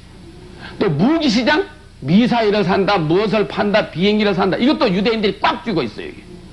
허리우드에 LA 저 허리우드에 갔더니 세계 필름, 영화 필름 보고 보는 거 유대인들이 꽉 쥐고 있어야 돼. 도대체 어떻게 되냐 이게. 이 중동의 조그마한 땅에다가 나라를 세워가지고 나라를 지켜나가는데 또 자기 조국의 요즘 말로 하면 안보, 뭐 국방, 민족을 지키는 그 의식이란 건 또 너무 강해요. 그러면 어떻게 그 민족이, 조그마한 민족이 공부도 잘하고 돈도 잘 벌고 전쟁도 잘하고 농사도 잘 짓고 단결심도 강하고 애국심도 강하고 어떻게 그렇게 됐느냐. 어떻게 그렇게 됐을까요? 자, 이스라엘 민족의 배후에는 하나님이 계십니다. 방금 이 유태영 박사가 이렇게 말하는 것은 말라버린 무화과 나무에 잎사귀가 나온 이후에 지금 우리 시대에 이스라엘이 점점 강해진 그 모습을 이야기하는 거고요. 자, 지금은 이스라엘이 회복되는 시기입니다. 근데 하나님이 이스라엘 민족을 선택해 가지고 오늘 본문 말씀에 순종하면 복을 받고 불순종하면 저주받는다 그랬죠. 하나님이 많은 기적과 이적을 그들에게 보여줬어요. 예를 들어서 큰 기적 중에서요, 이스라엘 민족을 강하게 하기 위해서 하나님이 에집트에다가 종살이를 400년 동안 시켰어요. 그리고 모세를 통해서 그들을 끄집어내요. 그때 당시에 세계에서 제일 강한 나라가 에집트였습니다. 성경에서는 그 나라의 그 왕을 바로라고 하는데요. 파라오 또는 바로라고 해요. 많은 그 왕들이 있었어요. 그런데 이스라엘 민족이 노예로 살았을 때의 그 왕 중에 한 사람은 람세스 2세라는 왕인데, 그 왕이 이스라엘 사람들을 너무나도 혹독하게 강제 노동을 시키고 국고성 비돔과 한 도시를 건설하는데 이스라엘 민족을 노예로 부려먹어요. 피라미드를 만드는데도 이스라엘 사람들을 동원을 해요. 죽을 지경이죠. 근데 이스라엘 사람들 속에는 하나님을 믿는 신앙이 있어요. 하나님 죽겠습니다. 우리를 구원해 주세요. 그때 하나님이 모세를 불러가지고 내 백성 이스라엘 사람들을 에집트에서 구원해내라. 하나님의 능력으로 모세가 이스라엘 사람들을 구원해내는데 에집트에서 돌려보내지 않잖아요. 그래서 하나님은 기적을 나타냅니다. 자, 얘기 한번 보시겠어요? 이스라엘 민족의 역사를 한번 요약을 하면요. 자, 이스라엘 민족의 역사입니다. 아브람 불러서 그들의 조상으로 삼았죠. 그의 아들 이삭이 있습니다. 그의 손자 야곱이 있습니다. 야곱 때에 12아들을 낳습니다. 자, 이때에 야곱과 그 12아들, 이때에 에집트로 내려가요. 자, 이 에집트로 내려간 것은 왜 그랬냐면은 세상 중앙인 그 땅에서 흉년이 든 거예요. 근데 에집트에는 먹을 곡식이 많이 있대요. 근데 먼저 이 12아들 중에서 11번째 아들, 야곱의 11번째 아들 요셉이라는 이 아들이 위에 있는 형들에게 시기 질투심 때문에 아버지 몰래 그 동생을 돈 주고 팔아먹었거든요. 근데 그 동생 요셉이 이 에집트에, 성경에서는 애굽이라고 합니다. 에집트에 내려가 가지고 왕 다음에 제2인자가 돼요. 총리 대신이 됩니다. 그가 정치를 아주 지혜롭게 잘해가지고 풍년이 들 때 농산물을, 잉여 농산물을 비축을 하고 흉년이 올 걸 알았어요. 그래서 에집트에는 흉년이 들었는데도 먹을 곡식이 많이 있다는 거예요. 그래서 이 야곱이 자기 아들들에게 에집트에 내려가서, 애굽에 내려가서 식량을 구해오라고 내려갔습니다. 근데 그 식량을 준 사람이 누구였느냐면은 11번째 요셉, 자기 형들한테 줘요. 그런데 형들은 모르죠. 요셉은 알아요. 올라가서 다시 아버지한테 올라가서 그 식량, 그 양식을 다 먹고 두 번째 내려와요. 두 번째 내려왔을 때 요셉이 자기 형들에게 말합니다. 형님들이 나를 팔아먹었던 요셉이요. 아직 흉년이 몇 년 더 남았으니까 이 에집트로 내려오시오. 아버지를 모시고 오시오. 그래서 에집트에 내려와서 살다 보니까 400년 동안 노예 생활을 벌인 겁니다. 그때 당시 요셉도 죽고 아버지도 죽고 왕도 죽고 다른 왕권이 들어섰습니다. 그 노예 생활, 지긋지긋한 노예 생활에 이런 피라밋을 만드는 데도 동원이 됐습니다. 국고성 비돔과 람셋을 만드는 데도 동원이 됐고요. 자, 이집트에서 요셉의 곡창이 발굴됐어요. 고고학자들 틀림없다고 확인했습니다. 자, 이런 곡창이 지금도 에집트에 유적지로서 발견된 거예요. 곡식 창고들이에요, 이게. 흉년을 대비해서 만들어 놓은 곡식 창고들이거든요. 그리고 이렇게 400년 동안 이스라엘 사람들이 노예로 혹독한 노예 생활을 하는 겁니다. 이렇게요. 이게 벽화에 이스라엘 사람들이 400년 동안 노예 생활한 것이 그려져 있고요. 피라미드는 누가 만들어나 이스라엘의 외무장관이 이집트와 국교 정상화가 되자 방문을 했어요. 가서 한 말입니다. 피라미드는 누가 만들었느냐? 우리 조상, 이스라엘 우리 조상들이 피라미드를 만들었고 그 만들어 놓은 거 세상 사람들이 구경하려고 와서 당신 나라에 돈 뿌리고 가지 않느냐. 이렇게 자랑하고 싶어서 하는 거예요. 국고성 비돔과 람셋을 건축하는데 노예로 동원이 됐고요. 국고성 비돔과 람셋을 건축하기 아니라. 자, 그때의 모세가 이제 내려왔어요. 모세가 와가지고 지팡이 들고 하나님이 모세를 통해서 많은 기적을 행하는데 10가지 기적을 행합니다. 나일강이 피가 되고 개구리, 이, 파리, 악질, 독종, 우박, 메뚜기, 흑암, 장자, 마지막 10번째는 큰아들을 다 죽여버리는. 근데 이스라엘 사람들의 큰아들은 안 죽어요. 왜 안 죽느냐? 하나님이 모세를 통해서 이렇게 명령했습니다. 출애굽기 11장 12장에 보면은 1년 된 깨끗한 순양을 잡으라 그랬습니다. 순양을 잡아서 그 피를 받아 문 좌우 설주와 임방에 바르라. 양 한 마리를 잡아가지고 집집마다 피를 대문간 집 좌우 설주와 임방에다 바르라는 거예요. 그러면 이 피를 보고 내가 넘어가리라. 출애굽기 12장 13절에 내가 피를 보고 넘어가리라.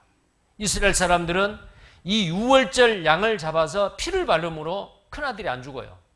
근데 당시에 애굽 사람들은 왕부터 시작해서 교도소에 수감되어 있는 죄수의 아들까지 맷돌을 돌리는 그 종의 아들, 여인의 아들까지 에집트에서 초상이 나지 않는 집이 없었어요. 다 죽었어요.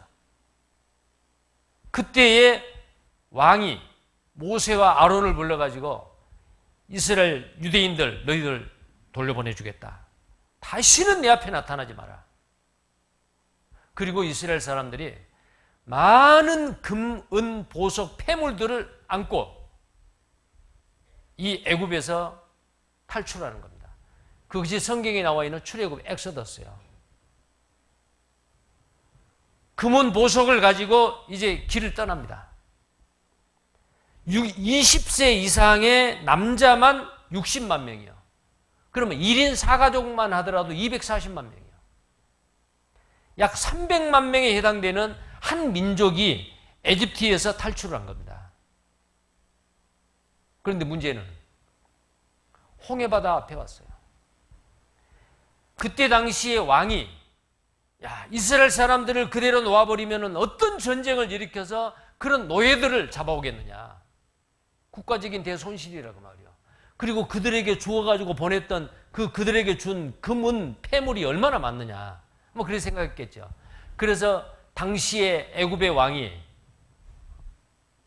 군인들을 동원해가지고 마차를 타고 전차를 타고 이스라엘 백성들을 다시 잡아오기 위해서 쫓아갑니다.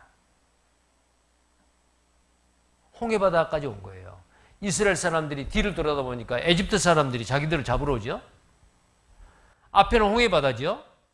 하나님이 도와주지 않고는 이스라엘 사람은 다 죽어요. 그때 이스라엘 사람들은 모세를 원망했습니다. 에집트의 매장지가 부족해서 우리를 이 광야에서 죽게 하느냐 원망했습니다. 그때 모세는 믿음을 가지고 이렇게 말했습니다. 이스라엘 백성들에게 여호와 하나님이 우리를 위해서 싸우시는 것을 보라. 그때 하나님이 모세에게 모세야 너는 지팡이를 홍해바다를 가리키라. 밤새도록 홍해바다에 물이 갈라지고 마른 땅이 되어서 이스라엘 사람들을 건너가 버리고 뒤에서 따라오는 그 에집트 병사들이 이스라엘 사람들 다 건너가고 난 다음에 하나님이 막았던 에집트 군사를 터줬어요. 홍해바다, 갈라진 홍해바다로 들어갔는데 한 사람도 남지 아니하고 물이 합쳐져서 다 죽었더라 라고 성경에 기록이 되어 있는데요. 출애굽기를 한번 보겠습니다. 출애굽기 14장입니다. 출애굽기 14장입니다. 28절입니다. 물이 다시 흘러 병거들과 기병들을 덮되 그들의 뒤를 쫓아 바다에 들어간 바로의 군대를 다 덮고 하나도 남기지 아니하였더라. 그러나 이스라엘 자손은 바다 가운데 육지로 행하였고 물이 좌우에 벽이 되었더라. 그날에 여호와께서 이같이 이스라엘을 애굽 사람의 손에서 구원하시매 이스라엘이 바닷가에 애굽 사람의 시체를 보았더라. 31절 같이 읽겠습니다. 이스라엘이 여호와께서 애굽 사람들에게 베푸신 큰 일을 보았으므로 백성이 여호와를 경외하며 여호와와 그 종 모세를 믿었더라. 뭘 보고 믿었느냐 하면 기적을 보고 믿은 거예요. 도저히 사람으로 할 수 없는 놀라운 기적을 본 거 아니에요. 그 여러 기적을 보고 이스라엘 사람들이 그때서 여호와를 믿었더라 그랬어요. 하나님이 기적과 이적을 통해서 이스라엘 백성들을 하나님을 믿게 하시고 선지자들을 보내서 말씀을 기록하게 하셨다 그 말입니다. 자, 여기 계속 보겠습니다. 10개라는 영화에 이 장면을 아주 실감나게 표현을 했는데요. 그 내용을 잠깐 한번 보겠어요. 그분의 전지전능하신 이 힘을 보라.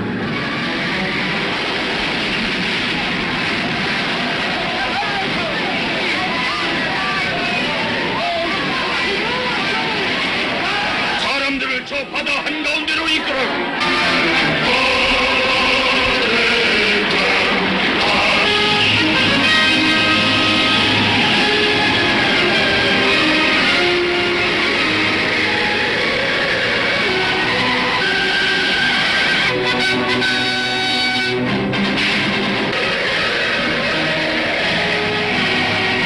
하느님의 힘을 거역하려 드는가?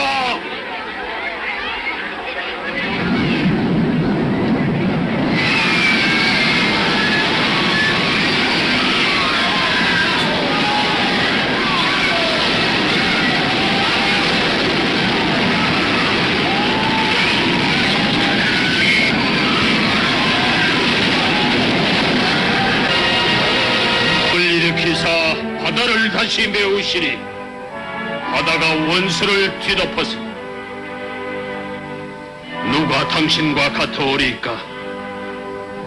영원히 끝이 없으신 분이시여, 당신은 우리 주 하나님이시다. 자, 하나님이 홍해바다를 갈랐죠. 자, 이 홍해바다를 가르고 에집트 군사들이 한 사람도 남지 않냐고 다 죽었다라고 성경이 되어 있는데, 자, 이것이 역사적인 사실이냐 그 말이에요. 이 지구를 만드시고 바다도 만드시고 땅도 갈라지게 하시고 이 지구의 이 바다의 물이 지구 전체의 약 70%에 해당되잖아요. 바다의 넓이가. 근데 이 바닷물이 제가 오늘 그 동해바다를 보면서요. 야, 하나님 솜씨 놀랍다라는 생각이 들어요. 왜냐하면은 여러분들 이 후포교회 해외 그 후원하는 교회가 에콰도르라 그랬어요? 네, 에콰도르죠. 그러면 에콰도르는 우리 한국하고 정반대예요. 지구 반대쪽이거든요. 자, 그러면 에콰도르나 브라질이나 아르헨티나 남미 쪽에 중남미 쪽에 있는 그 바다도 있을 거 아니에요. 근데 그 바다하고 이 후포 앞바다하고 똑같은 바닷물이겠죠. 짠물이겠죠. 근데 여기 바닷물은 우리 입장에서 보면은 이 위에 있어요. 지구가 둥글기 때문에 이 위에 있습니다. 그럼 우리 입장으로 보면은 지금 에콰도르 앞바다의 물은 어디 있어요? 밑에 있죠. 근데 이 물이 안 떨어져요. 딱 달라붙어 있어요. 이걸 누가 하세요? 사람이 그렇게 할 수 있어요? 아마 에콰도르 사람도 그렇게 생각하겠죠. 와, 우리 지구 반대쪽에 우리를 후원하고 있는 후포라는 데가 있는데 거기도 바다가 있다던데 그 바닷물이 안 떨어질까? 우리가 위에 있는데 밑으로 안 떨어질까?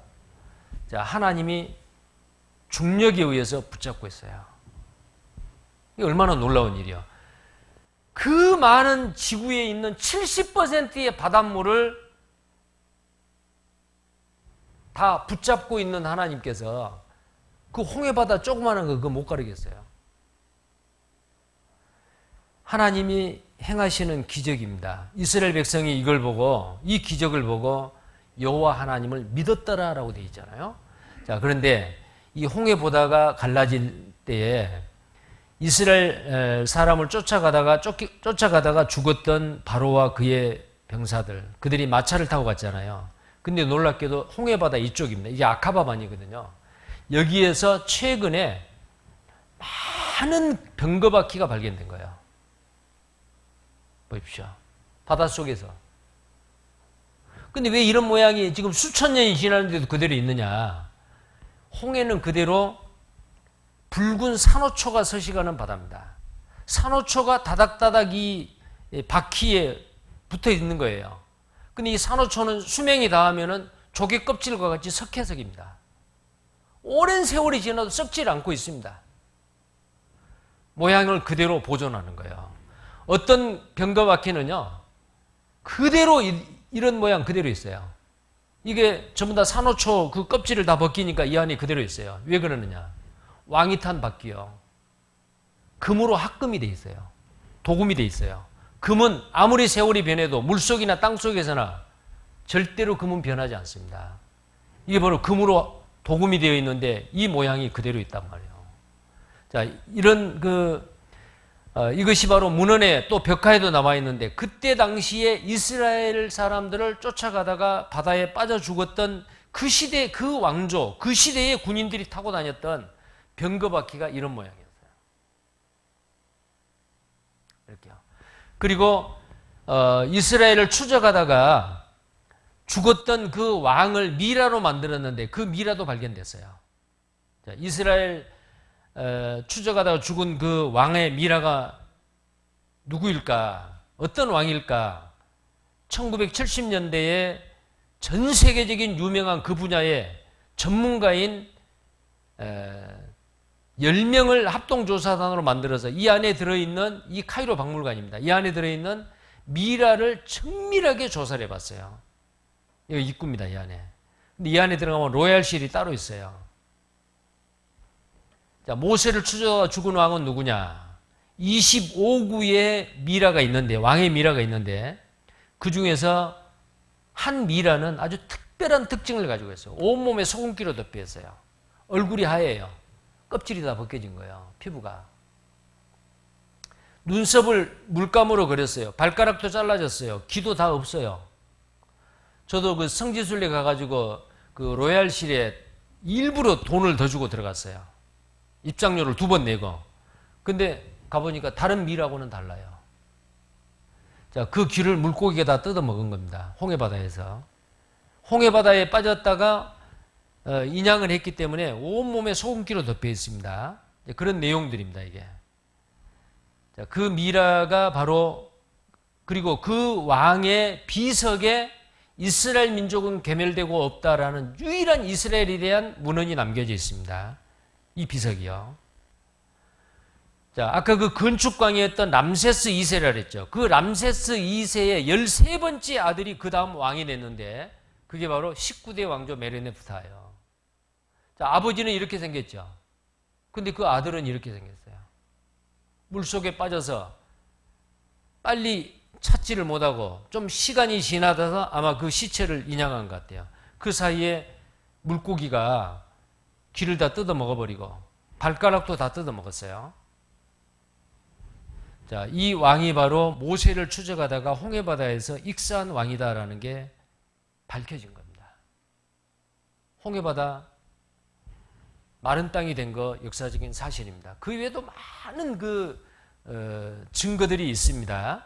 자, 하나님은 이런 기적과 이적을 통해서 이스라엘 민족에게 하나님이 살아계신다. 그러니까 이스라엘 사람들이 하나님을 안 믿을 수가 없죠. 그때 이제 이 모세는 이 홍해바다를 건너고 나서 시내산에서 십계명을 받고 애언의 말씀을 기록한 겁니다. 순종하면 복받고 불순종하면 저주를 받으리라. 그렇게 하겠느냐? 하나님이 이스라엘 민족에게 약속합니다. 이스라엘 민족은 이렇게 말합니다. 예, 우리가 순종하고 복받겠습니다. 순종해야 될 거 아니에요. 근데 이스라엘 민족의 역사를 보면은 계속해서 순종 좀 했다가 불순종하고 그래서 저주받고 그게 바로 이스라엘 민족의 역사입니다. 자, 다음 시간에는 그 이스라엘 민족의 불순종으로 인해서 받았던 저주받는 그 모습을 우리가 성경을 통해서 확인을 하도록 하겠습니다. 10분 동안 묵상해 주시기 바랍니다.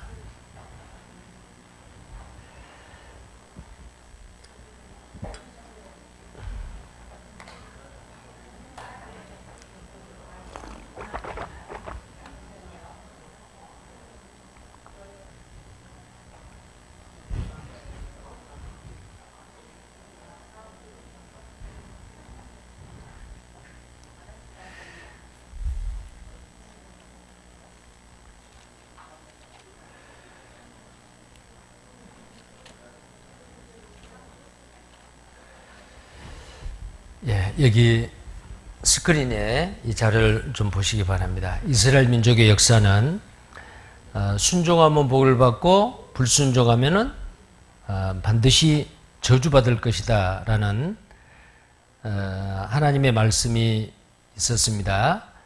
자, 이스라엘의 조상 아브라함을 선택하시고 그의 아들 이삭, 야곱. 자, 이때에 야곱 때에 애굽에 내려가서 400년 동안 노예 생활을 했다 그랬죠. 그리고 모세를 통해서 출애굽을 하고 나서 광야에서 40년 동안 생활하다가 이제 그 약속의 땅 가나안 땅 이스라엘 땅으로 들어갔어요. 자, 그때는 왕이 없었습니다. 자기 생각에 맞는 대로 행동을 했어요. 그때가 바로 사사시대인데 350년 동안 사사시대. 자, 그 중에서 사사 중에서 여러 사사가 있었는데 아마 여러분 기억하시는 사사 삼손이라는 사사죠. 기드온, 삼손 이런 사람들이 이스라엘 사람들이 불순종할 때에 하나님은 이방인을 들어서 그들을 징계하고 저주할 때에 그들이 또 잘못했다고 빌면은 하나님께서 사사를 불러서 그 사사가 이스라엘 백성들을 이방인들에게서 구원해내게 하는 그런 일들이 이 사사시대에 있었습니다. 그러다가 이스라엘 사람들은 우리도 이방인들 같이 왕을 주세요. 자, 그것도 불신이었죠. 하나님이 다스리는 것보다도 사람인 왕이 다스리기를 원했어요. 그래서 하나님이 그들이 원하는 대로 초대 왕 사울을 줬습니다. 그 다음에 2대 다윗, 3대 솔로몬. 자, 근데 하나님께서 이 솔로몬에게 많은 축복을 해줬어요. 왜냐하면 나는 어린아이입니다. 아버지 다윗이 다스렸던 이 나라를 내가 어떻게 다스립니까? 나에게 지혜를 주십시오. 근데 그는 원수 갚는 것도 구하지 아니하고 부와 재물도 구하지 아니하고 영광도 구하지 아니하고 나에게 지혜를 주십시오 라고 하나님께 기도했어요. 그 기도가 하나님의 마음에 너무 들었어요. 그래서 솔로몬에게 지혜를 주셨을 뿐만 아니고 그가 구하지도 않는 부와 영광까지도 그에게 주셨다라고 성경에 말하고 있습니다. 자, 그리고 솔로몬에게 말합니다. 너도 너의 아버지 다윗과 같이 하나님의 말씀을 순종하면은 너의 집이 대대로 흥할 것이다. 그런데 하나님의 말씀을 불순종하면은 망한다. 근데 솔로몬이 어땠어요? 처음에는 아주 잘했지만은 나중에 나이가 들어서 여자를 너무 좋아했어요. 그래서 이 솔로몬이 예쁜 여자들만 아마 이스라엘 땅에 있는 예쁜 여자들만 다 골라가지고요. 그것도 부족해가지고 예쁜 여자들 외국에서 수입까지 해가지고요. 외국의 그 공주들하고 정략적인 결혼을 합니다. 그래서 이 성경에 뭐라고 되어 있냐면 솔로몬의 그 아내가 몇 명이냐면 1000명이라고 되어 있어요. 1000명. 1000명을 데리고 평생 사는 거예요. 그리고 외국에서 그 정책적으로 결혼을 했던 외국 여자들이 왔잖아요. 근데 그 외국 이방인 여자들이, 그 공주들이 자기들 나라에서 섬겼던 우상을 다 가지고 온 거예요. 그러면 울면서 왕한테 그 허락해 달라는 거예요. 그 신전을 짓는 거 허락해 달라. 내가 가지고 오는 그 신을 섬기도록 허락해 달라. 허락했어요. 그러니까 왕비가 섬기고 있는 그 우상신을 이스라엘 백성들도 왕비가 섬기는 거 보니까 좋아 보이거든요. 온갖 우상을 섬기는 겁니다. 이 죄로 말미암아 이 솔로몬이 죽고 난 다음에 이스라엘 나라를 하나님은 두 쪽 내버립니다. 북쪽 이스라엘, 남쪽 유다.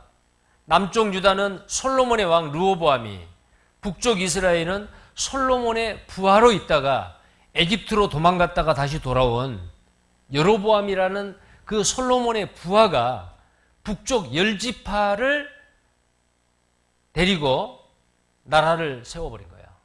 나라가 두둥강이 북쪽, 남쪽, 마치 지금 우리나라 같아요. 북한, 남한 그러듯이요. 북이스라엘, 남이스라엘, 남유다 이렇게. 자, 그런데 이 북쪽 이스라엘의 왕들은 19명의 왕이 있었는데 한 명의 왕도 착한 왕이 없었어요. 금송아지 2마리를 이스라엘 땅에 세워놓고 이 금송아지가 바로 우리를 에집트에서 구원해낸 신이다. 이 소가 원래 힘이 세잖아요. 그 힘센 소를 신으로 섬겨버린 겁니다. 그래서 BC 722년에 아시리아 사네립을 통해서 북쪽 이스라엘을 망하게 만듭니다. 징계지요. 저주받은 거예요. 남쪽 유다는 그래도 착한 왕도 있고 악한 왕도 있었는데요. 좀 더 나라의 명맥을 유지하다가 BC 606년에 바벨로니아 느부갓네살 왕이 침공해서 BC 586년에는 완전히 수도를 불태워버리고 성전까지도 불태워버립니다. 그리고 그들을 전부 다 끌고 가버려요. 70년 동안 포로 생활을 합니다. 이스라엘은 완전히 망했죠. 북쪽 이스라엘이 망하고 남쪽 유다가 망하고. 자, 이렇게 망했는데 그 이후에도 계속 페르시아의 지배를 받고 알렉산더 대왕의 헬라의 지배를 받고 로마의 지배를 받고 예수님이 오실 때까지 600년 동안 식민지 국가로서 저주를 받습니다. 자, 우리나라는 일제 36년 동안 일본 사람들이 와서 다스렸죠. 조선 총독부 서울에 있는. 그래서 농사지면 쌀 다 뺏어가고 많은 독립운동가들이 외국에 피신해가지고 독립운동하고 어떻게 하든 나라가 독립하기 위해서 이스라엘도 마찬가지입니다. 이 강대국에게 독립을 위해서 많은 애국운동을 했습니다. 그러나 역부족이 왜? 하나님이 이스라엘 민족이 하나님 말씀을 불순종하고 우상을 섬김으로 인해서 하나님이 그들을 저주해버린 거예요. 자, 에레미야서를 한번 보겠습니다. 구약성경 에레미야.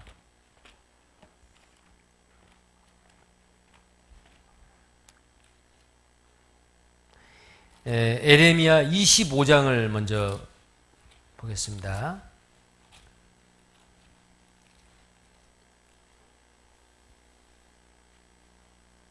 에레미야 25장입니다. 25장 3절부터입니다. 유다왕 아몬의 아들 요시야의 13년부터 오늘까지 23년 동안에 여호와의 말씀이 내게 임하기로 내가 너희에게 이르되 부지런히 일렀으나 너희가 듣지 아니하였으며. 에레미야 선지자가 이 유다 백성들한테 하는 말입니다. 내가 부지런히 하나님 말씀을 순종하라고 일렀는데 너희가 듣지 않았다. 그 다음에 4절입니다. 4절 같이 읽겠습니다. 여호와께서 그 모든 종 선지자를 너희에게 보내시되 부지런히 보내셨으나 너희가 듣지 아니하였으며 귀를 기울여 들으려고도 아니하였도다. 하나님의 말씀을 아예 들으려고도 안 했다 그랬어요. 선지자들을 가끔 보내는 게 아니고 부지런히 보냈다 그랬죠. 자, 하나님 말씀을 순종하지 않는 겁니다. 어떻게 하면 좋아요? 29장을 또 보겠습니다. 에레미야 29장입니다.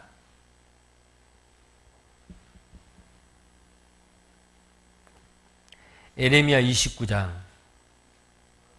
19절입니다. 에레미야 29장 19절입니다. 제가 읽겠습니다. 이는 내가 내 종 선지자들을 그들에게 보내되 부지런히 보내었으나 그들이 나 여호와의 말을 듣지 아니하며 듣지 아니함이니라. 여호와의 말이니라. 자, 하나님의 말씀을 안 들었죠. 선지자의 말을 안 듣는 것은 여호와 하나님의 말씀을 듣지 않는 거예요. 자, 그래서 하나님께서는 이 에레미야 선지자를 통해서 그들이 어떻게 될 것을 결론부터 이야기합니다. 17절 위에 보겠습니다. 에레미야 29장 17절부터입니다. 만군의 여호와께서 이같이 말씀하시되 보라, 내가 칼과 기근과 연병을 그들에게 보내어 그들로 악하여 먹을 수 없는 악한 무화과 같게 하겠고, 내가 칼과 기근과 연병으로 그들을 따르게 하며 그들을 세계 열방 중에 흩어 학대를 당하게 할 것이며, 내가 그들을 쫓아보낸 열방 중에서 저주거리와 놀램과 치소와 모욕거리가 되게 하리니. 그랬어요. 선지자를 부지런히 보내었어도 그들이 듣지 아니하므로 하나님은 그들에게 칼과 기근과 연병이 따르고 가는 곳마다 저주를 받게 하고 열방에 흩어버리겠다. 그렇게 말씀을 하나님께서 하셨죠. 자, 이런 말씀들이 여러 군데가 있어요. 선지자들을 그들에게 부지런히 보내었다. 근데 그들이 에집트에서 나오고부터 계속해서 불순종했다. 이런 말씀들이 많이 있습니다. 자, 그러면은 이제 에집트 그 느부갓네살 왕이 바벨론에 그들을 끌어가 가지고 70년 동안 다스리고 포로 생활을 하게 한 거죠. 페르시아 고레스 왕 때 그들을 풀어줬어요. 다시 자기 본국으로 돌아왔습니다. 그럼 정신 차려야 할 거 아니에요. 아, 우리가 잘못했구나. 우리는 하나님 말씀을 순종해야겠구나. 그런데 페르시아가 지배할 때도, 헬라 제국이 지배할 때도, 로마 제국이 지배할 때도 계속 하나님 말씀을 불순종하는 겁니다. 자, 그래서 하나님은 이제는 예수 그리스도를 이스라엘 땅에 보내세요. 그래서 예수 그리스도가 이스라엘 사람들한테 뭐라고 얘기하냐면 회개하라, 천국이 가까웠느니라. 회개하라. 자, 근데도 그들은 길을 막았어요. 나중에는 예수님 말씀을 듣지 않고 예수님을 잡아다가 로마에서 온 빌라도 총독에게 예수를 죽여주시오. 예수를 믿지 않고 배척한 거예요. 왜 그랬습니까? 그들이 원하는 것은 자기들의 영혼이 구원받는 거 관심 없어요. 어떻게 하면 잘 먹고 잘 살까? 어떻게 하면 로마라는 그 나라에서 독립이 될까? 정치적인 것, 현세적인 것, 영적인 것에 대해서는 그들은 무관심했습니다. 어쩌면 오늘날도 마찬가지예요. 예수 믿는 사람 많아요. 그런데 거듭났습니까? 천국 갈 수 있습니까? 그거 별로 관심 없어요. 어떻게 하면 가족이 건강하고 사업이 잘 되고 잘 먹고 잘 살까? 그걸 축복이라고 생각해요. 물론 그것도 축복이죠. 근데 그보다 더 중요한 축복이 뭐예요? 영혼의 문제를 해결하는 겁니다. 근데 당시에 예수님이 오셔서 회개하라, 천국이 가까웠느니라, 나를 믿는 자는 죽어도 산다. 무릇 살아서 나를 믿는 자는 영원히 죽지 아니하리라. 나는 길이요 진리요 생명이라. 나로 말미암은 자는 아버지께로 올 자가 없느니라. 나는 하늘에서 오는 산 떡이라. 내 살을 먹고 내 피를 마시는 자는 영생을 얻으리라. 그러나 사람들은 귀를 막고 듣지 않았어요. 나중에는 예수를 로마에서 독립시켜줄 정치적인 메시아로 생각했다가 그런 일을 하지 않으니까 예수는 우리를 독립시켜줄 사람이 아니야. 정치적인 문제, 경제적인 문제를 해결할 사람이 아니야. 그런데 가난한 사람들이 막 따라다니잖아요. 로마 정부에서 보고 예수라는 사람에게 많은 사람들이 따라다니니까 혹시 이제 예수라는 사람이 쿠데타를 일으키지 않을까? 미리 싹을 자르기 위해서 로마 정부에서 군대를 동원해서 다시 이스라엘을 침공할 염려가 있다는 거예요. 당시의 유대 종교가들, 정치 지도자들이. 그런 오해를 불러일으킬 필요가 없다. 우리가 또 전쟁을 치러야 되느냐? 그러면은 로마 정부에게 그런 오해를 사지 않도록 예수라는 사람을 미리 죽여버리자. 대제사장과 정치 지도자들이 결탁이 돼가지고 예수를 죽이기로 결정을 했습니다. 근데 자기들에게는 사법국, 행정권, 사람을 죽일 수 있는 권리가 없어요. 식민지 국가이기 때문에. 주권이 없습니다. 그래서 예수님을 잡아다가 빌라도 총독에게 이 예수를 죽여주시오. 빌라도는 뒷조사 다 해보고 내사를 해봤습니다. 예수는 죄가 없어요. 무슨 죄가 있느냐? 죄 없다. 죄 없다. 3번이나 이야기했는데도 당시 유대인들은 뭐라고 말하죠? 죽이시오. 예수를 죽이지 않으면 당신은 로마 황제의 반역자요. 오히려 정치적으로 협박을 합니다. 비겁한 빌라도는 대하에 물을 떠오라 그래서 손을 씻으면서 나는 이 죄 없는 예수를 죽이는 핏값을 내가 받지 않겠다. 너희들이 당하라. 유대인들은 뭐라고 외쳤습니까? 성경에 이렇게 되어 있습니다. 마태복음 27장입니다. 마태복음 27장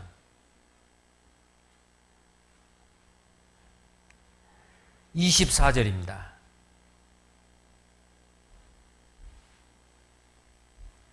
마태복음 27장 24절입니다. 빌라도가 아무 효험도 없이 도리어 밀란이 나려는 것을 보고 물을 가져다가 무리 앞에서 손을 씻으며 가로되 이 사람의 피에 대하여 나는 무지하니 너희가 당하라. 백성이 다 대답하여 가로되 그 피를 우리와 우리 자손에게 돌릴지어다 하거늘 이에 바라바는 저희에게 놓아주고 예수는 채찍질하고 십자가에 못 박히게 넘겨주니라. 이 빌라도는 인류 역사 가운데 가장 불법적인 재판을 판결한 겁니다. 죄 없는 예수를 자기의 정치 생명 로마 황제의 소환을 받을까 봐서 그게 두려워가지고요. 죄 없는 예수를 십자가에 못 박으라 라고 판결을 내렸어요. 그리고 두려워서 이 핏값은 너희들이 받으라. 유대인들은 영문도 모르고 그게 무슨 말인지도 모르고 예 좋습니다. 그 예수의 핏값을 우리와 우리 자손에게 돌리시오. 자, 우리 속담에도 이런 말이 있죠. 말이 씨가 된다는 말이 있잖아요. 하나님은 유대인의 그 간악한 유대인들의 그 입술을 통해서 예언한 겁니다. 그 예언이 모세를 통해서 예언했고 에레미야 선지자들을 통해서 그리고 예수님이 직접 또 예언한 말씀이요. 그들이 가는 곳마다 칼이 따르리라. 학살이죠. 그 핏값이 그들에게 돌아갑니다. 누가복음 21장입니다. 누가복음 21장 34절입니다.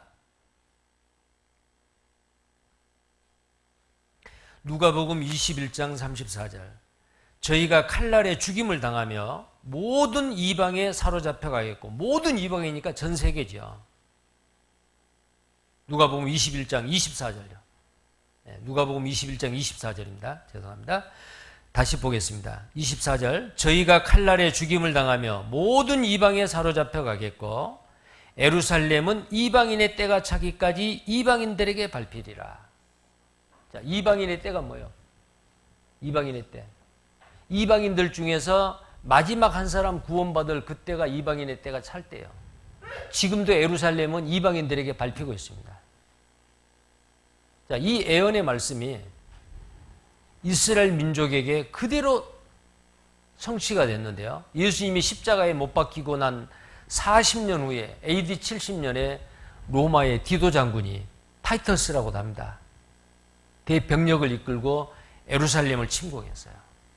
그해 4월에 들어왔는데 예루살렘 성문을 다 닫아버린 거예요. 유대인들이. 근데 그때는 4월이면 6월절입니다.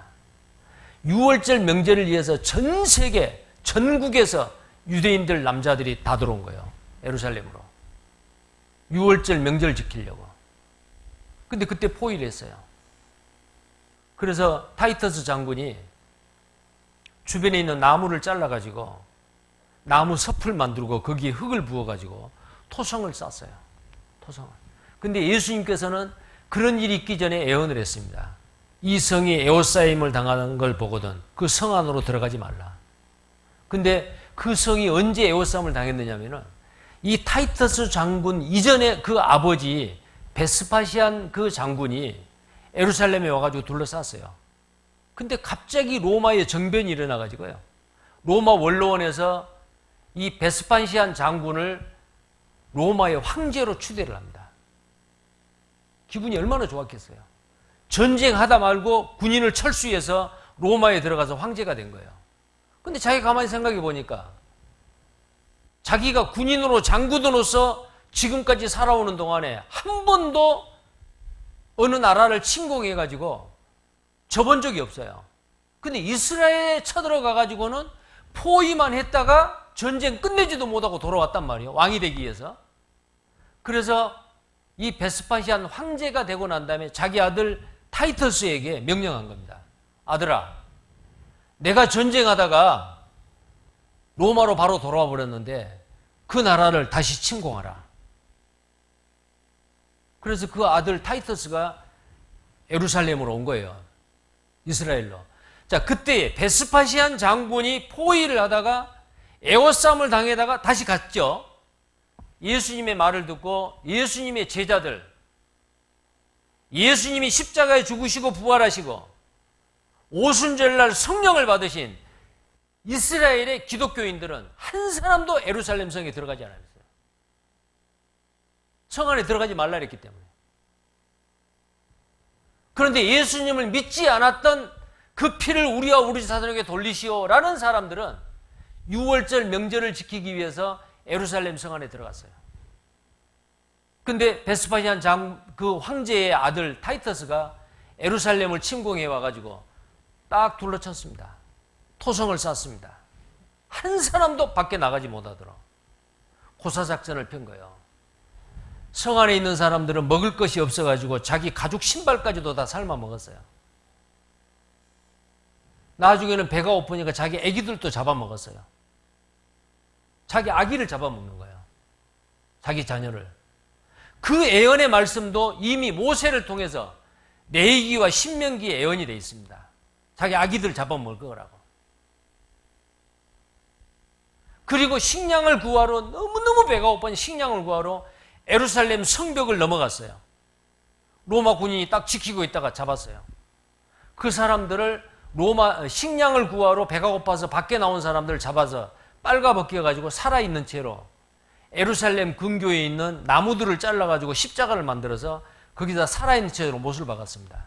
하루에 500명씩을 못을 박아 죽였다고 되어 있어요. 요세푸스 이스라엘의 고대 전쟁사 그 책에 보면요. 실제로 있었던 일입니다. 나중에는 그 벌목할 나무가 없어가지고 이제 식량을 구하러 밖에 나오잖아요. 그러면 잡아다가 로마 군인들이 예루살렘 동쪽에 기드론 골짜기가 있어요. 그 기드론 골짜기가 한 20m 되는 낭떠러지인데 거기에서 낭떠러지 밑에다가 내어 쳐가지고 죽였다는 겁니다. 나중에는요. 로마 군인들한테 이런 풍문이 들렸어요. 이것도 책에 있는 내용입니다. 왜 그때 당시의 상황을 정확하게 역사책에 기록해 놓은 그 책이 요세푸스의 그 이스라엘 역사입니다. 식량을 구하러 나오는 그 이스라엘 사람들이 돈을 가지고 나오면 로마 군인들한테 다 뺏기기 때문에 그때 당시에 금화를 그들은 삼켜가지고 밖에 나와서 변을 놓으면은 변에 섞여 나오는 그 금화를 빼가지고 식량을 구하려고 한다. 그 풍문이 돌았어요. 그래서 유대인들이 예루살렘 성에서 밖으로 나와서 식량을 구하러 밖으로 나와서 생포가 되죠. 로마 군인들이 그 뱃속에 들어있는 금화를 빼내기 위해서 살아있는 사람을 배를 갈랐대요. 그렇게 죽인 사람이 하루에 500명 이상씩. 그래서 5개월 동안 4월부터 그해 8월까지 5개월 동안 토성을 쌓아가지고 포위를 하는 동안에 나중에 이제 성문을 부수고 안에 들어가서 사람을 죽였는데 5개월 동안에 로마 군인들이 유대인을 죽였던 숫자가 얼마였냐면 110만 명입니다. 저주받은 거죠. 그 피를 우리와 우리 자손에게 돌리시오. 타이터스 장군이 그 전쟁에서 승리하고 로마에 돌아가서요. 개선문을 세웠어요. 예루살렘 성전을 불질러버리고 성전 안에 있는 금으로 되어 있는 하나님께 제사 지내는 그 모든 금으로 된 기구는 전부 다 훔쳐가 버린 거예요. 그러다가 AD 135년에 로마의 하이드리안 황제가 다시 이스라엘을 침공해 왔습니다. 그때 58만 명을 또 죽여버린 거예요. 그리고 법을 만들었습니다. 이스라엘 땅에 한 사람도 살 수 없다. 법을 만들어서 이스라엘 땅에 살고 있는 유대인들을 전세에 흩어버리겠습니다. 성경에 나와 있는 대로 열국에 여러 나라에 흩어질 것이다 라는 그 예언의 말씀이 그대로 AD 135년에 이루어졌습니다. AD 313년에 로마의 콘스탄틴 대제가 하룻밤 사이에 꿈을 꾸고 나서 기독교인으로, 가짜 기독교인이죠. 황제가 기독교인이 되니까 신하들도 다 기독교로 개종을 한 겁니다. 그때부터 유대인을 조직적으로 죽입니다. 유대인들은 예수를 잡아 죽인 악마의 자식들이다. 그러다가 세월이 지나고 계속해서 유대인들을 죽입니다.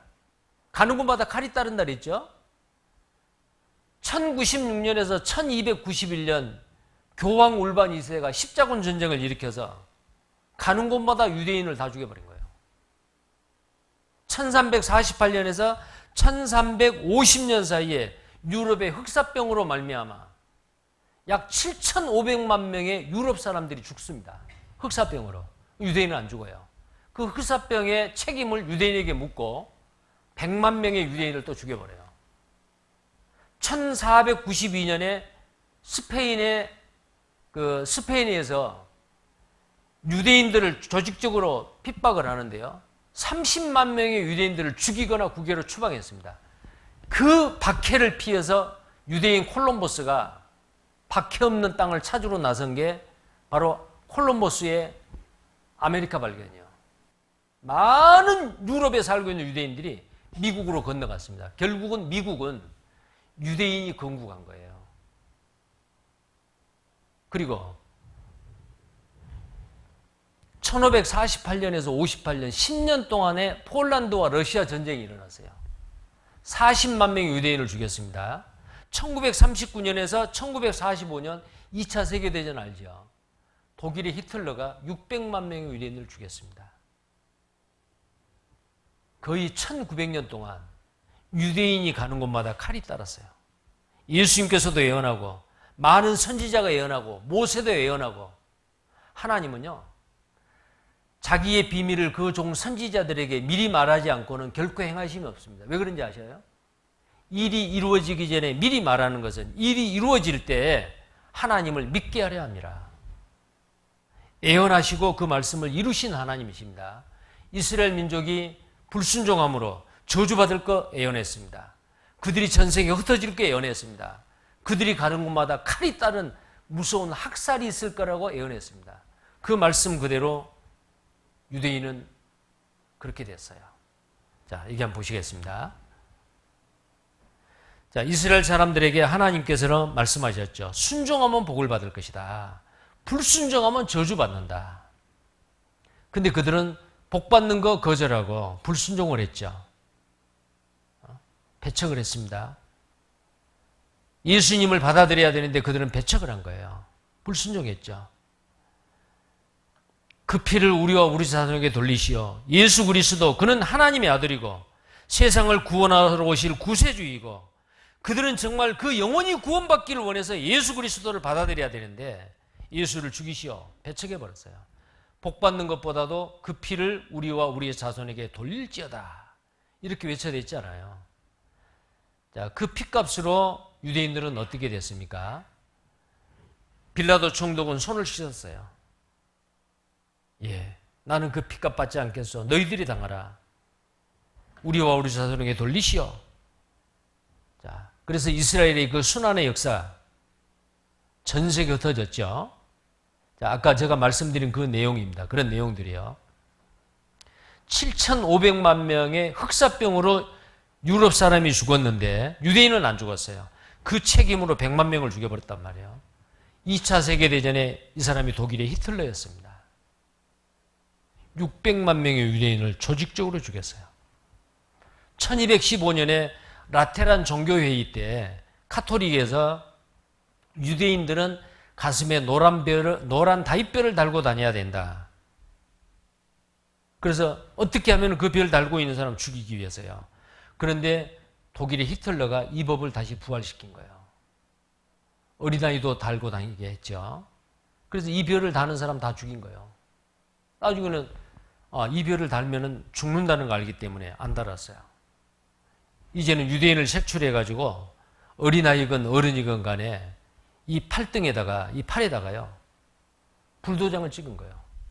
수임번호를 해가지고 불도장을 꽉 찍어요. 이건 지워질 수가 없어요. 흉터로 남기 때문에.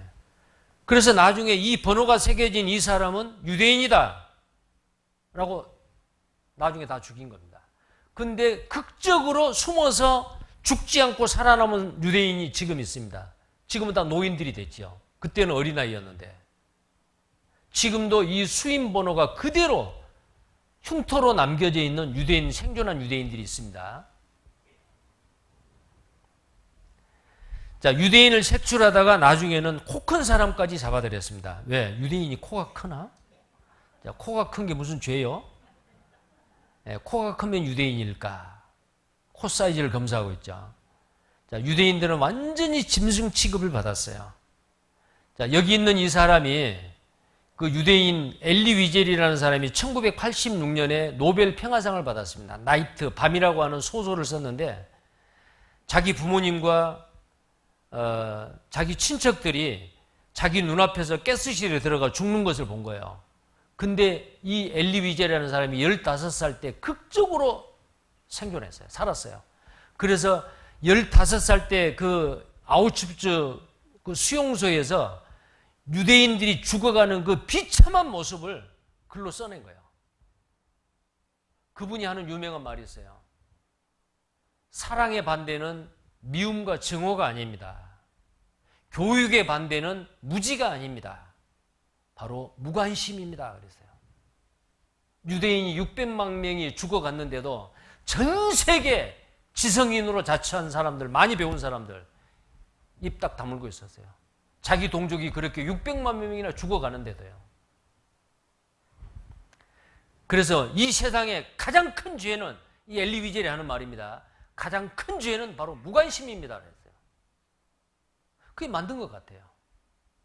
노아 홍수 때 노아가 의를 전파했죠. 여러분 구원받으셔야 됩니다. 함께 방주를 지읍시다. 방주 다 만들고 나서 여러분 방주 안에 들어가면 구원을 받습니다. 방주 밖에서는 멸망입니다. 근데 사람들은 뭐 했어요? 무관심했어요. 먹고 마시고 시집가고 장가고 집 짓고 사고 팔고 심고 거두고. 노아 홍수 때도 그랬고 소돔 고모라성 불태워버렸을 때도 사람들은 무관심했습니다. 오늘날도 마찬가지요. 여러분 말씀 한번 들어보세요. 영생 얻어야 됩니다. 구원받아야 됩니다. 이 세상 하나님이 심판하십니다. 그 전에 구원받으셔야 됩니다. 그렇게 이야기하면 사람들은 관심 없어요. 무관심이죠. 여기 있는 이 사람이 바로 그 말을 한 거예요. 가장 큰 죄는 무관심이라는 거예요. 유대인이라는 이유 때문에 목매달아 죽이고요. 유대인의 노인들은 다 죽였어요, 그냥.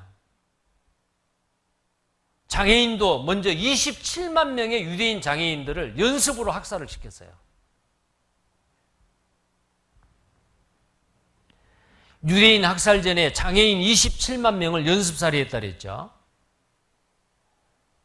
자자한 칼자국의 흔적이 고운 얼굴을 대신할 것이다. 이사야 3장 24절에 예언했는데 이스라엘 사람들을 생체 실험을 하면서요. 칼로 마구 찢은 거예요. 예쁜 이스라엘 유대인 처녀들의 다리를, 허벅지를 마구 찢었어요. 여기다가 병균을 집어넣은 거예요. 어떤 반응이 있는지. 유대인 여자들을 생체 실험을 하는데 남자고 여자고요. 여자들의 가슴을 잘라내요. 무슨 뭐 유방암에 걸린 사람을 수술한 게 아니고 아무 병이 걸리지 않는 사람의 여자의 가슴을 잘라내요.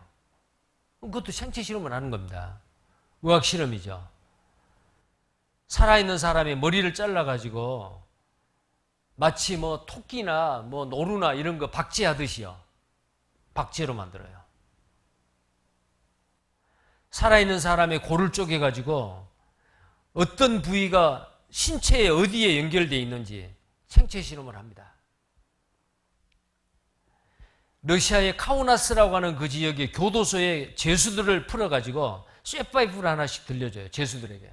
유대인을 집단적으로 수백 명의 유대인들을 모아놓고 저 사람들을 어디를 쳐서 죽이든지 쳐서 죽이라는 거예요. 쇠파이프로. 얼마나 잔인합니까? 그렇게 해서 유대인을 죽였습니다. 대낮에 유대인의 여자들을 옷을 다 벗겨요. 얼마나 창피하겠어요. 얼마나 수치감이 더했겠어요. 그리고는 운동장을 뛰어다니게 해요. 쓰러지면 죽여버려요. 노인들은 다 죽였다 그랬죠. 죽이기 전에 그 숫자를 파악해 위해서 귀를 잘라내요. 폴란드 아우슈비츠라고 하는 이 수용소를 가스실을 만들어 놓고 전 유럽의 전용 철도를 연결하고 이곳에 하루에 2,000명씩을 가스실에서 죽였다는 겁니다. 가스실로 들어가는 전용 철도입니다, 이게. 만약에 도망가려고 하면은 도망을 못 가게 그 아우슈비츠 수용소 뺑 눌러서 철조망을 만들어 놓고 그 철조망에 전기를 통해 놓은 거예요. 철조망을 자르고 아니면 철조망을 넘어서 도망가려고 하면은 거기에 딱 걸리면은 감전이 돼서 죽게. 총살보다도 가스실 학살이 낫다. 히틀러가 명령한 겁니다. 자, 가스실에 지금 들어가고 있는 유대인들이죠.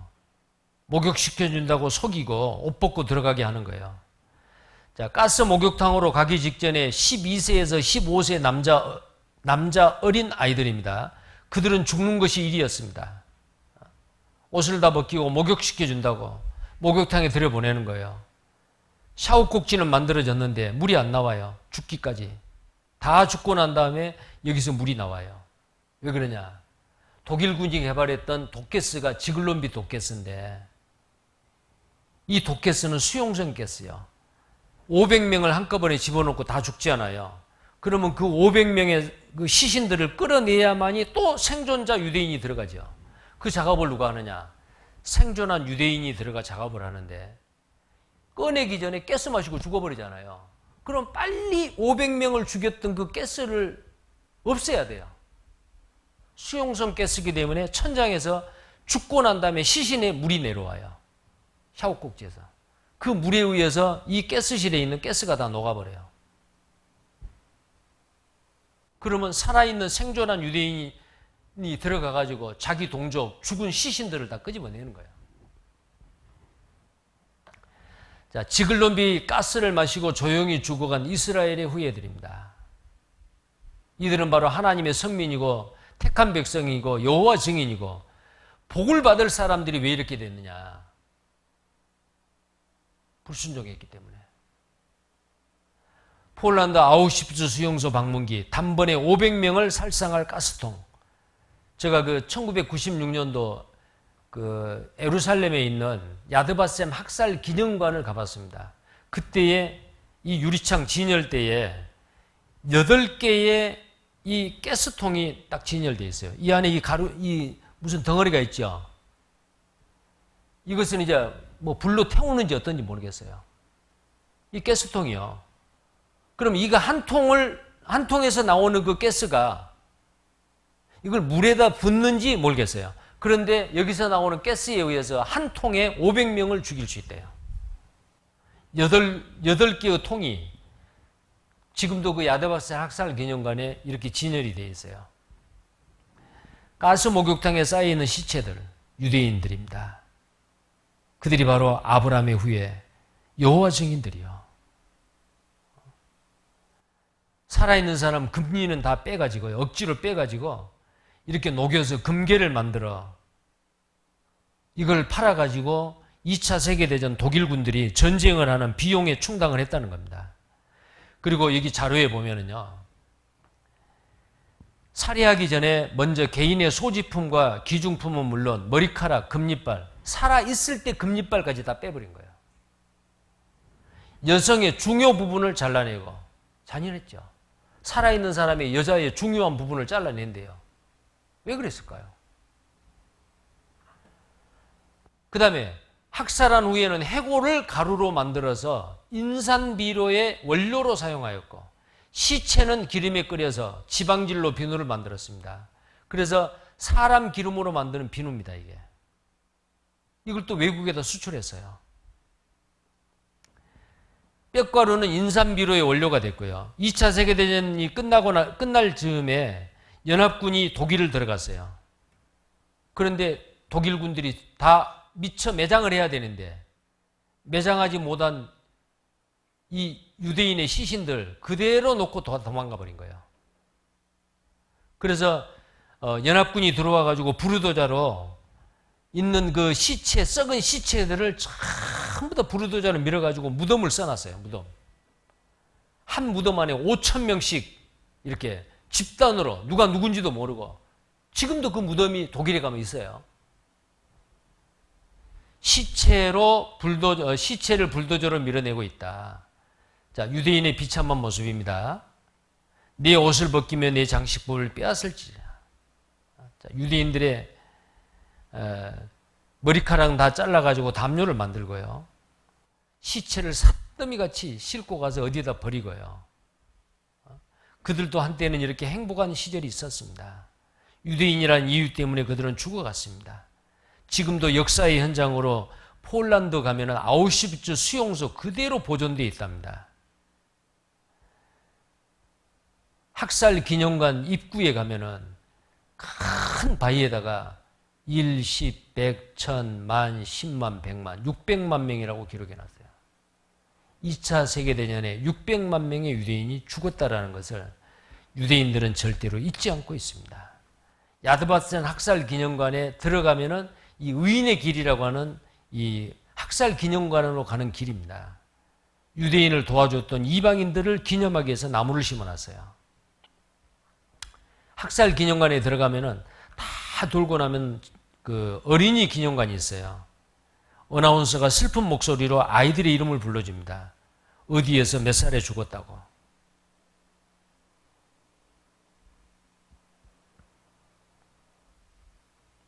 근데 이 학살 기념관 마지막에 보면은 히브리 말로 이렇게 기록이 되어 있어요. 잊지 말라. 잊지 말라는 거예요. 망각은 또 다른 방랑을 부른다. 잊지 말라는 거거든요.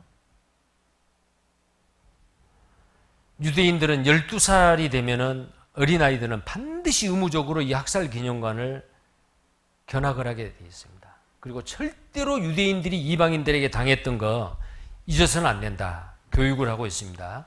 자, 이스라엘 사람들 2차 세계대전 때 독일의 히틀러에게 학살당한 그 모습 영상으로 잠깐 한번 보겠습니다.